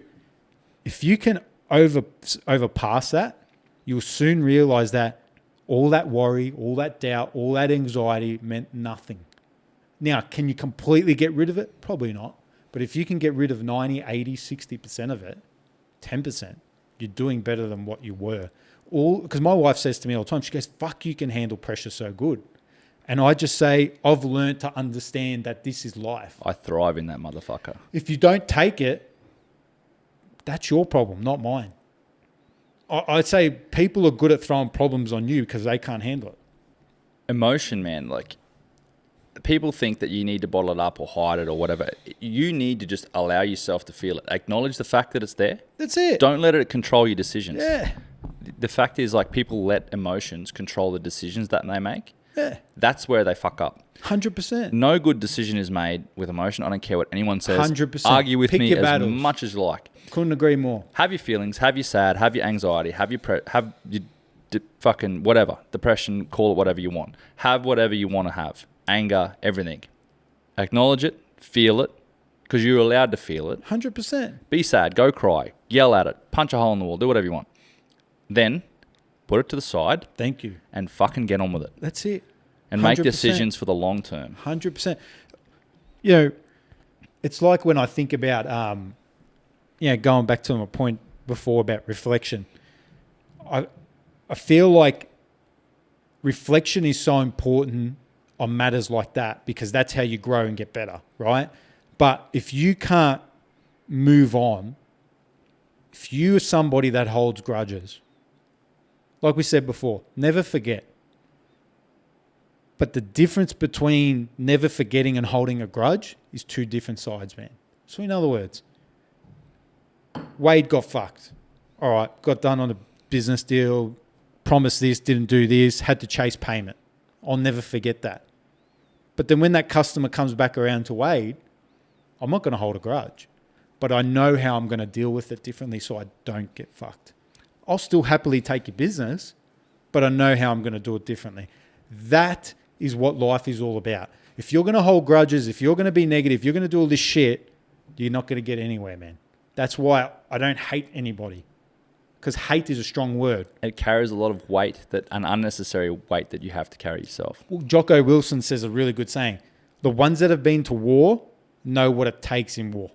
The ones that say, let's go to war, have never been to war. And he's fucking spot on. Until you've been in the trenches in terms of, and I'm not talking physical and God bless to everybody that's fought in war. I'm talking about mentally every day when you say, oh, fuck that person. I hope, XX, I hope you die. Like, what the fuck are you saying, man? Someone else loves that person, man. Like, exactly right. And there's some, like, that person's probably got kids or something that love them dearly. Yeah. And you're going to wish death upon that person. That just makes no fucking sense to me, right? So when you hear people say that shit, to me, you're small-minded. And I'll still respect you for who you are, but I'll know you're a small-minded person. There's a lot of pieces of shit in the world, and there's 100%. A lot of people that deserve a lot of bad things. But also, like, need to be careful about they're just not your kind of person. They might be a bad person, Correct. But I bet you they got friends. I bet you they got a mum and a dad. Yeah. I bet you they got a brother or a sister, or if they're the only child, they've got an uncle or an auntie that loves them, that they look up to. And you pity those kind of people too, that are doing that sort of awful shit to people. You pity those people. You think, like, how miserable is your life to hate somebody that much, to want to be doing and saying that kind of shit Correct. About people. And I think that just defines who you are as a person, in my opinion. And, you know, life's too short for that shit. Like my old man said, always keep things civil. And I couldn't agree with him anymore. Keep it civil. The more civil it is, Wade, I can walk in a room. Me and you might not see eye to eye, but I can keep it civil. I can shake your hand and say, hey, man, how are you? Good. Short talk, move on. But we don't have to hate each other to the point where we can't be in the same room. That's just, I think you're just exactly what you said. You've created unnecessary pressure for yourself. You 100% have. And then you grab those red flags from that bad experience and you keep them in your back pocket and Correct. you remember. So then when they pop up again with somebody else or another client or another friend or potential friend, whatever, you know what to look for. There's winning and learning. There is no failure unless you stop. Yeah. Unless you let that define you. Failure doesn't exist. Well, isn't failure learning? Should be. If you're failing, you're learning. You got to fucking F on the test, reset it. That's like me. When I was going through uni, right, studying with, obviously making mates through the course, and then studying with these kids that came from, you know, wealthy families and so forth. I used to go into exams, man. Like, used to practice because they were theory exams. So like they were face to face. Like, hey, Wade's gonna lie on the bed, crack his neck in front of me. So it's like you're sitting there, man, fucking third year in uni, and you're fucking, you know, I've got to crack this guy's neck, man. If there's not a crack, fuck, like I'm going to get a fail, right? Because that's what it used to be based on too, was how good your technique was, patient communication, and if they hit an audible crack or not. I used to walk, man, when we were practicing, I was fucking arrogant. Like I was cocky arrogant. Like, yeah, fucking go in there, not saying them words, but like, you know, I was confident. And I just killed everything. Don't mistaken that for being cocky and arrogant. Just know that I wasn't going to allow someone in a higher position than me to say I wasn't good enough. Yeah, confidence is thinking you're good enough or better. That's it. Ego is when you think everyone else is less. And you haven't done the work. Yeah, that's the difference. That's the difference. I did the fucking work. I did 8, 9, 10 hours a day studying.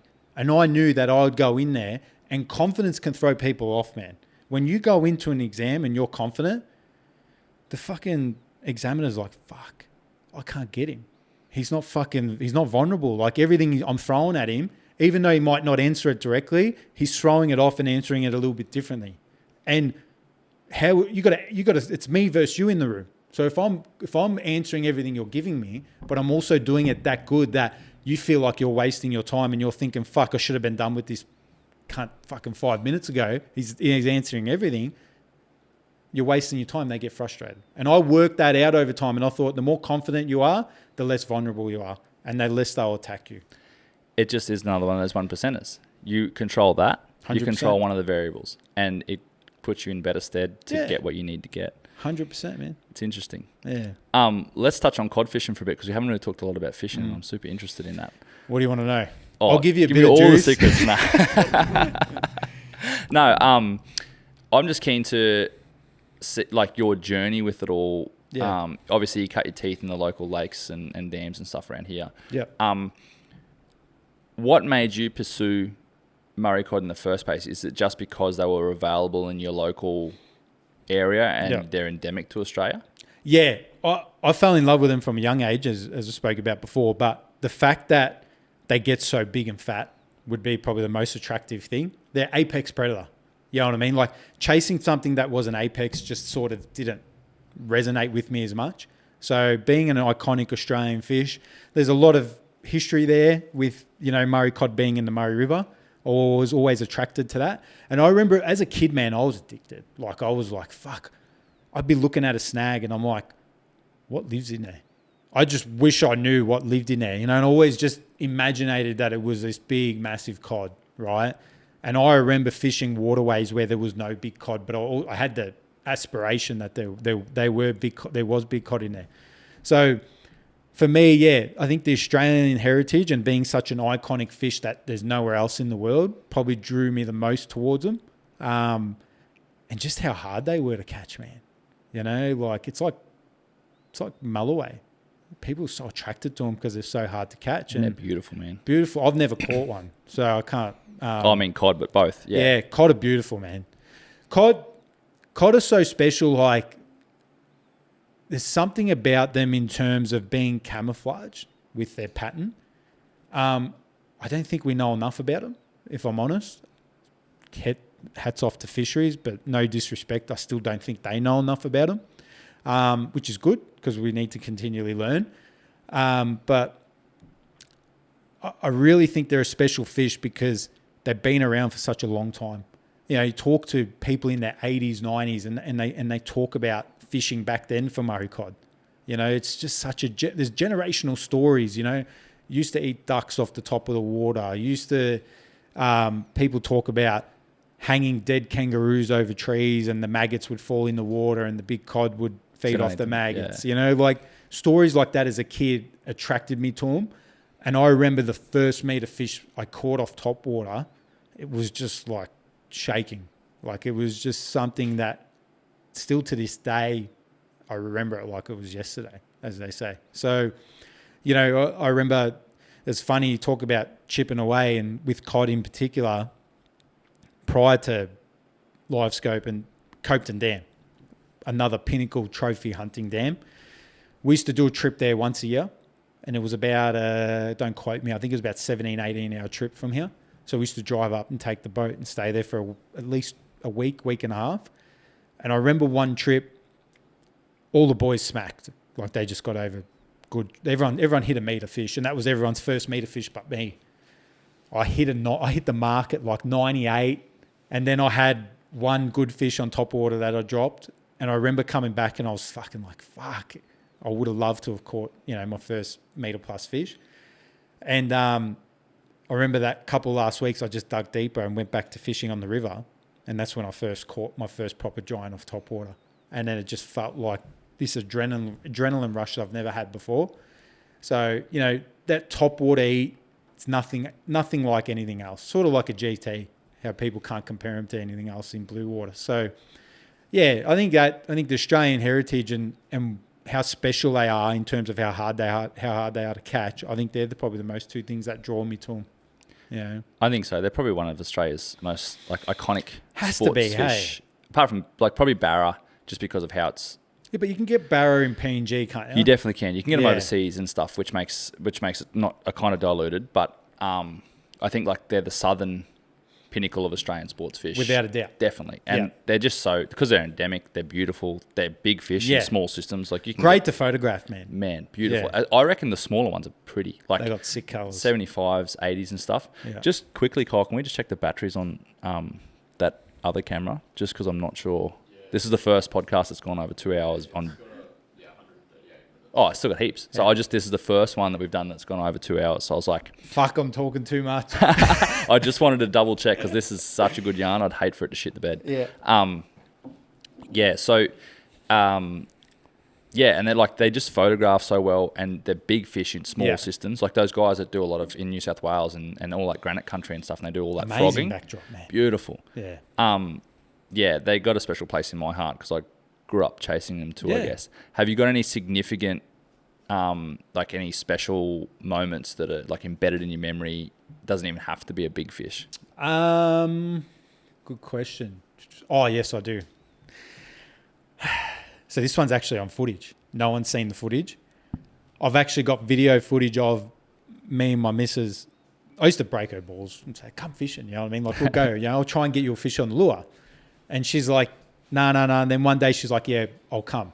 All right. So we went and, you know, trying to get her up like, you know, 4 a.m. Yeah, blah, blah, blah. Go there. Hit a kangaroo on the way. Oh, is the kangaroo dead? Nah, it's all right. It's all good. Right. Anyway, so we get there. And the time we put the boat in and it's like the sun's coming up, I'm like, oh, fuck, we should have been on the water by now. But anyway, we get there and we're fishing and sun's up and we haven't seen shit. And we come around this bend and it's on. I've actually got GoPro footage. I'll actually show you. And you can hear the footage. I'm like, fuck, we're going to bang one here. And I've put this cast in and I've gotten snagged on a hard body. And I'm like, fuck. And then I said to her, I'm like, oh, put one in there. Man, buy my new bait caster. She fucking lines this cast up and it's like 10 out of 10. It's in the honey hole, right? And she's just sitting there and she's fucking reeling it in. And then she gets fucking smacked, right? She gets smacked, man, at the other end of the boat. Mind you, the tinny's like the most unstable thing I've got, right? And she's reeling this fish in. She falls back on her ass and she's holding the rod and she's reeling it in. As she's doing that, my GoPro's still sort of captured on her because as she's falling on her ass, I've gone there to grab her and grab the rod as well. This cod would have been about 65, 70 centimeters. This other big cod comes up behind it. Then another big one comes up. There's actually 3 cod in the one frame trying to eat her cod that she'd hooked. And I'm fucking freaking like, there's another one. Trying to reel it in. Anyway, get this fish in. And the moral of the story is out of all the 3 fish, we caught the fucking smallest one. Every time. But to your point, most memorable. And I've got it on GoPro still. I haven't shared it and had no one seen it other than me and her. That's incredible. I'll have to show you one day. It's I good definitely footage. want to see I reckon that. if I put it on YouTube or on Instagram, it'd get a few views because it's actually funny. It'd go nuts. Oh, I reckon it would. Yeah. Like she falls on her ass and she's like, help me. And I'm helping her. But I'm sort of like, I didn't give a fuck you're on your ass. Give me the rod because you've hooked the fish, you know? So, yeah, that there's probably the most memorable, man. But even though it wasn't the biggest fish, it was the most memorable as in funny. So And they're the ones that stick with you. Yeah. Are you excited for your kids to get a bit older and start fishing and stuff with you? Do you can't like it? the young bloke's only 3. The other one's only 6 months. So he's still got a long way to go. But the one that's 3, I'm planning to take him out now this summer. So I'll probably start just bait fishing. Plan to probably go to the river bait fish. I love bait fishing, man. Same, man. Oh, People man. shit on it. There's literally backing up to a snag and How throwing good is liveys it? out for barra. Yeah. Or going back like, Have a beer. yeah. You know, just sit there. Little paternoster rig, a shrimp, Yeah. a worm, and jigging yellow belly and timber. Like, And you're getting anticipated. remember, like fishing off the bank, you'd put your rod in the rod holder and put the bell on it. Yep. On the rod Ding, tip, ding, ding, ding, yeah. and run down there. Love it. It's funny because that's what I plan to do with him more. I'll start bait. We'll do a bit of vertical jigging for yellow belly. We'll do bits and pieces like that. And then I think we'll get to a point where if he loves it, which I think he will, because I can already see that he's in the backyard casting a 6-foot rod, man, with spin reel. And it's funny, this morning he came out and he's like, oh, Dad, give me the rod. And I just tied a small hard body on it with no hooks. And I'm thinking, oh, yeah, naturally you're going to open up. Mate, he goes the other way and he does a backhander. And he fucking annihilates it like 15 meters. And I thought, far out. For 3 years old, he's doing all right. You know? Little weapon. So I think he'll love it. It's just a matter of growing him into it to the point where he doesn't get sucked in to just believe it's all about results. I think that's where I'm going to do. And that's the culture. And you literally reminded me of what you said earlier about you want your boy to start old school fishing for cod and all that sort of stuff. Because I think you've got an obligation as a parent to give your kid the option to choose. You can't force 100%. Them down. I don't think my belief is I don't think you should force them down a path. No. I think you should give them as many options as possible. Yep. And that you should explain to them the pros and cons of each option you want to take. Yep. And you make the decision and you choose that path, but you also live by the decision that you made and you take responsibility for what happens. 100%. And no matter what happens, I'll have you back. Yes. You make a bad decision and you fuck up, I'll catch you and I'll help. I'll be the first one to look after you. Backyard. Because I think you're spot on. As a parent, what you should, and this is only me speaking from what I believe as a father, is that your job is to teach your kids morals, respect, all the foundations of being a good person. Mm-hmm. On top of that, then your job is then to say, okay, what do you want to do? I'll provide as many resources as I can to assist you to find what you want to do. I'm not going to give it to you on a platter, but if you said to me, hey, Dad, I want to start carpentry. At 17, 18 years of age, you might know people in the carpentry business. So you might assist them by saying, hey, I know this guy, go talk to him. You're there to guide. I'll get you a job. I'll buy you tools. That's exactly right. Because that's investment in your kid, right? 100%, man. It's not like giving them money. Like, I'll buy you tools. Yeah. But they're no good to you if you don't use them. That tool makes you money. Yeah. You know what I mean? The tools are no good to you unless you use them. Correct. And like, I've made a lot of mistakes in life, recent, past, all that sort of stuff. And I don't want my daughter to make those mistakes. 100%. So I have a moral obligation to teach her, to give her the options and say like, and I intend to, when she's old enough to understand, I'm going to sit her down and say, like, tell her my story. Yeah. And where I think I went wrong, where you why think I went it could be wrong. better. Yeah. Yeah. 100%. Because nobody's perfect. And you don't realize that you're wrong when you're doing the wrong thing. 100%. You realize after the fact.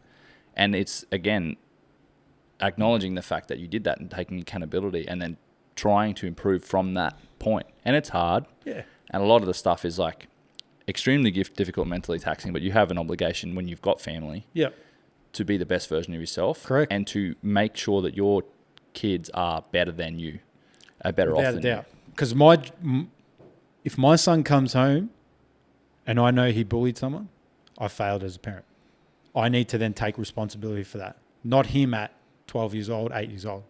Me.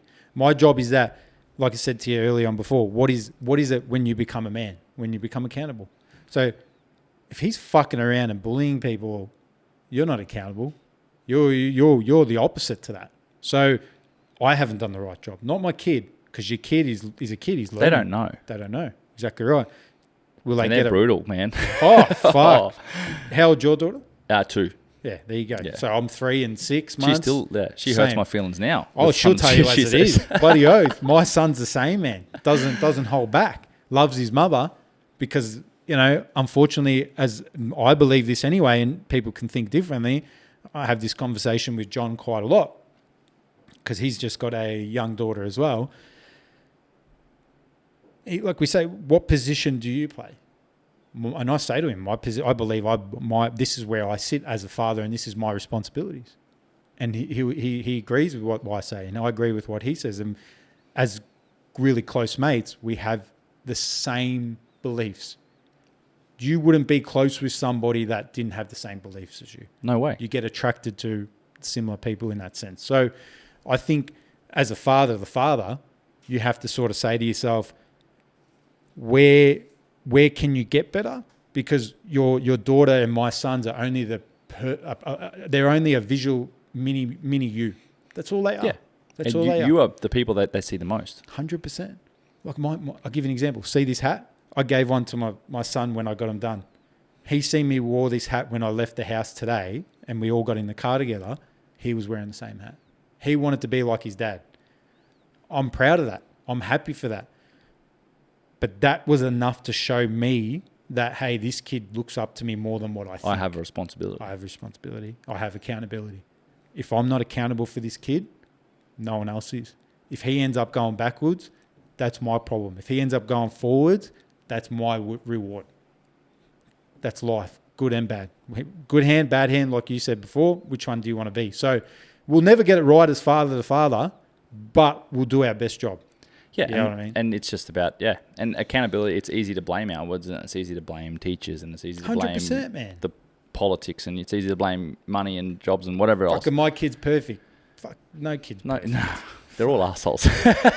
They fucking know how to throw a good tantrum, I'll tell you Bro. that much. Man, I've never seen such emotion thrown around a room. And like the ability to just cut you at the knees, like, give you a hug and then just like fully offend you. Do you have inspiration to have more kids? It's probably a deep question. I would say probably not. I don't think I'm not saying I'm not father material is probably not the right choice of words, but the life I live, It wouldn't be fair. it's hard. Yeah. It is hard enough as it is, and it's hard enough for my daughter as it is. Yeah. Let alone everything else that's gone on in my life. To be able to do that, it would be wrong of me To make that decision. I would love to. I love kids, to be clear. Like, I love kids. I love other people's kids. I love having them around. They're so much fun, and I really, really enjoy them. I just don't think it's the right time for me to do it justice and to do it properly. And that's accountability. And that's what it is. And it's hard. And it's super hard for me to be away from my daughter a lot. Challenging. Super challenging. Like I said to you before, man, I don't know how you do all the traveling. It's hard. I'll be honest with you. Like that, I find traveling hard personally, but I know what's got to be done to be done. So I take my hat off to you for that. Yeah, it costs a lot, and not money. It costs a lot, man. Time, man. You can't buy time. You know what I mean? It costs a lot. You'd be away from your daughter for a period of time where you can't put a price on that, and a lot of people don't understand that. And I feel, I was literally talking about this the other day too. Is like I feel non-stop, infinitely guilty all of the time. Every single second of every single day. I can understand that because I've experienced that too with my kids. When I go fishing, I sort of say to myself, in the winter I go hard. And I say to myself, yeah, you know, maybe I should be there for them more. But, you know, that's, like I said, it's hard. I fight these demons every single day, man. Every single day. Because I'm faced with choices. I can continue, like I said earlier, I can stop this business and I can go do a 9-to-5 job, and then I can be a miserable sack of shit and hate myself. And then that goes, I don't show my kids anything. I don't. Where's the value? I'm not a good dad. I'm not a good person. I'm miserable and I'm unhappy. That unhappiness breeds toxicity in all my relationships, friendships, family, all that sort of stuff. All go to shit. So I can choose that path, which is the easy path for me to take. It's just been all this, spend every waking minute with my daughter. And don't get me wrong, it would be awesome to see her every day and spend all the weekends and all that sort of stuff. But deep down, I would hate the position I was in. And that I don't live up to my true potential because, and it sounds selfish, but I've got one life too. 100%. And I want to bring my daughter along with me, and I want her to get old enough, and then she can make her own decisions and she can have her own life too. And then we live cohesively and doing our own thing together. Yeah. In parallel. But I feel incredibly guilty every single second of every single day. And I have to I fight with myself every single day. So when people come to me and say, you're so lucky, you do so much cool shit, all this sort of stuff, and you meet crazy people and all of it's all amazing. The reality is it's equally as difficult. Yeah, there's all this good, but what I do is extremely hard, extremely hard. And I have moments, man, where I like can't physically breathe. Like I have to just stop and I have to go and like just reset. Yeah, I have to because I'm busted. I'll have like my biggest fan was my dad. And I can't, like I used to go to him for everything. He's taken stuff to the grave that he knows about me that nobody else does. And there's some days that I just wish I had just 10 minutes just to sit and just vent. Because if I do that with anybody else, it changes absolutely nothing. I don't open up to anyone about anything really. This is probably one of the deepest conversations I've ever had. And it's not even deep because I haven't contextualized anything. But with my dad gone, I don't have that person and I don't get any value from having that conversation with anybody else. So I'd rather just say nothing and get on with it. That's exactly how I am, because it adds no value. And it's not that the value is everything. It's just you're that unselfish. You wouldn't waste anyone else's time. And it doesn't make me feel any better. That's what I'm saying. Me talking about it or me internalizing it makes no fucking difference. Correct. Yeah. So you don't add value to it. So what you do as a high individual that likes to do things at 100% no different to myself, you say to yourself, well, if I talk to X, it's not going to help me. So why would I waste your time? You know what I mean? Don't mistaken that with, he's just, doesn't open up and, he doesn't keep shit to himself. Don't mistaken that with that. That's just how he is as a person. That's who you are. That's how you express yourself. And that's normal. Yeah. And people... do you find people confide in you as well? Like you have a lot of people that are struggling or going through shit that they do reach out? Yeah. And they try and talk to you 100%. as someone... I did with Bowel Cancer Australia. I did fundraising and we still do for years upon years upon years. Like the first year I got up and spoke in front of 1,100 people in a room. Not many people can get up and speak in front of 1,100 people. I couldn't give a fuck. Straight up. Like, what's the difference? I don't... If it's one or 10,000. What do you got to lose? What have I got to lose? I got, so, doing that to then here, where I am today, I've helped a lot of people. But, I've done the same this year with like I've helped a lot of friends the last couple of years, like helped a lot of friends through a lot of hardships and stuff. And I haven't told them boo about what I'm going through or what I've been through or what I'm doing or none of that because they asked for my help. And it's wrong of me to then burden them with my burdens just to have similarity with their problems. Yeah. But then I equally feel guilty because I'm like, well, you're coming to me as if I've got everything sorted and I'm no better off than anybody else. No, but I will say another thing, Wade, here is it goes back to the saying where they say 100 people go to war, 90 are making the numbers up. 9 are there that will do half a good job, but there's one fucking warrior that is actually meant to be there. I'm not being rude. I'm not being arrogant. But you're probably that one. Maybe. Where I'm saying, feel like one. No, but like what I'm saying is that you don't need to lean on people. I definitely don't. Yeah. And what's wrong with that? We fucking, if you look back in time, when you look at Hercules, you look at these people, these characters written in history books, they never lent on anybody. Because there's no one at their level. I'm not saying I'm higher than anybody, but like there's no one that gets it. That's what I'm saying, is what's wrong with that? Why do people look at that and go, oh, you know, like, fuck, that's wrong, you should talk? Or, you know, like, yeah, you should. I'm sure you would open up to somebody someday. But it's just, like you just said now, it's probably the deepest conversation I've had in a long time. Yeah, because I'm talking to someone that gets it. Correct. It's someone that understands. Yeah. But equally as much, like I don't need to sit there and like reach out to you when I'm having a bad day. Correct. And equally as much as like I know you could listen and you'd probably add value to the conversation, but I don't need it. And the same is if it was on the other foot. Correct. Yeah. Yeah, it's a weird situation to be in, and I find I constantly battle and juggle because there's pros and cons of each direction you take with it, and like how you deal with it yourself. Like I've been in instances where it's like I'd go to the cemetery and see my brother, have a hard half an hour. My old man will rock up. We'll sit there together and have a harder half an hour together, but then we'll leave the cemetery like nothing ever happened. Yeah. That's just how he brought me up, and that's how I've been raised, is that's chapters closed. You got to move on, and whatever's happened, put it behind you. Now, that's not building the closet up. That's not putting demons in there, because that's not what I'm doing. What I'm doing is I just know how to go. Switch. Get on with it. Get on with it. Because you can't bring that person back from the dead. No. And sitting and crying all your life is not going to change Correct. shit. And but like my mother says, Christian, life moves on. You got to move on, right? Whether that be you live in Shepparton or live in Darwin or live in Perth or live wherever you have to live, life moves on. If that means that you don't have to talk to this person or you want to talk to that person, life just continually moves. And if you're not prepared to move, you'll become stagnant and you'll become an issue. And ever thinking life is easy and ever thinking life is going to be easy is not the case. Not the case, man. No amount of money, no amount of friends. Man, no lack of friends. I know people have said this 100 times. I've seen people with the most amount of money and miserable. They got fucking miserable, man. Miserable. And I'm not fucking talking shit here. Like if you said to me, show me these people, I can show you them. Legit, right? With a lot of fucking money. I'm not bagging them out. I'm just taking my observation. Because I know people that, and I'm not saying that money means nothing, because money makes life easier, don't get me wrong, right? But if you said to me, do you need all the money or do you need enough money, like we said about before, to be happy? I think enough's the answer. Enough to not have to think about money. It's just a necessary evil to... Enough not to be in the system, brother. Like, you know, if you don't have to rely on a bank, you don't have to rely on the government, you don't have to rely on any of these external factors that control and manipulate your life, trust me, you're doing fucking well. And that should be a goal. Yeah. For every Australian.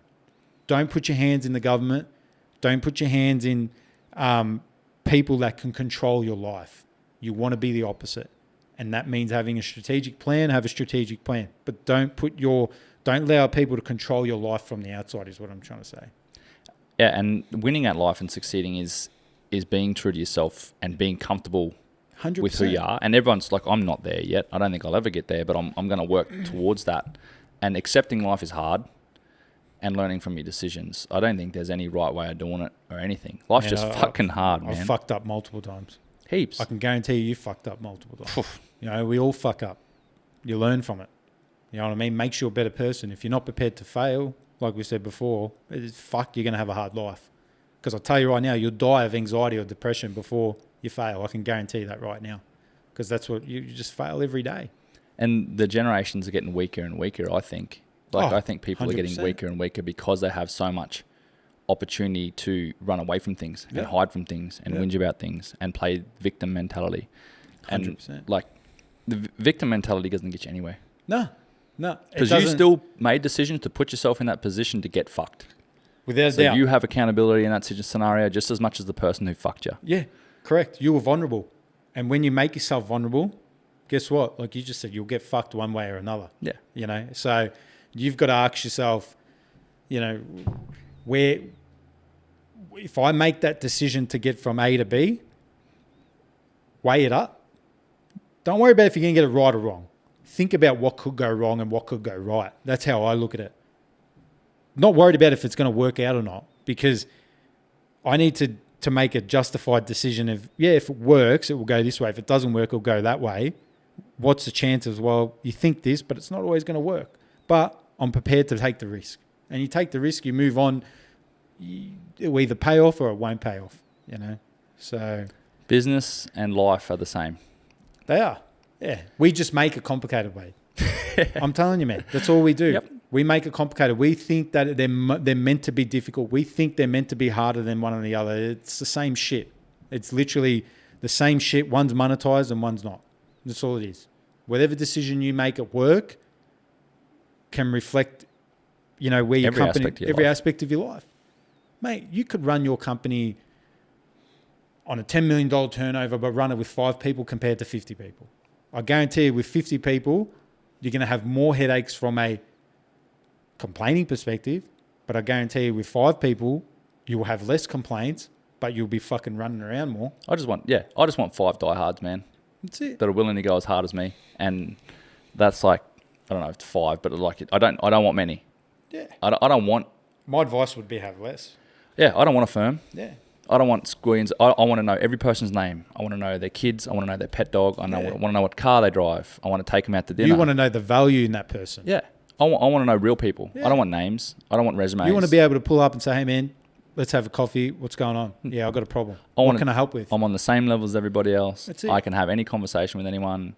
You can talk shit. And the boys and stuff always get up me about like, we need HR. Yeah. Because we're just like mates filming together. Yeah.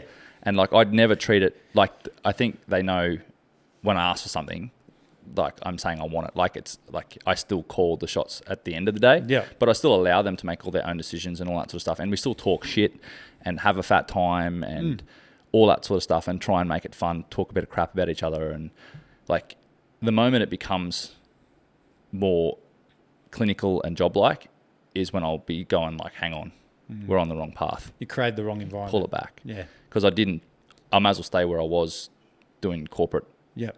executive management shit. Yep. And you'll fall into a job that and a company you have created that you hate. Yeah, and I that's don't not want what that. you want. Yeah. Because then you'll count down every day. Yeah, And you don't want to go down that pathway, man. definitely do not. You know. How's 3 hours? Mate, no, it's been good, man. I appreciate It's it. a good It's chat. been really good chat. It's been very deep, but I knew don't mind it. I knew it was going to go down this road because you and I align a lot on how we see life and business, and we're both like fish heads and all that sort of stuff too. So I knew it was going to go down this path, and you've been on my list to talk to for ages. Nah, I appreciate and it won't be the last one, I'm sure. Nah, well, I will say this. Next time we'll tee it up we'll get dinner and that after it, and we'll fucking have a good sesh. Yeah. Talk more. Sounds good. I appreciate it, brother. I really appreciate you making the hour-long effort to Nah, come that's here and have a nothing, yarn man. too. That's easy. Light Yeah. work. You fucking flew all the way from where? Townsville. Fuck me. That's but in saying that, I've got to come up. You do? Yeah, You are we're gonna welcome do a anytime, trip. my friend. So I'm definitely keen to come up. I know I'll definitely go up next year and do Barra.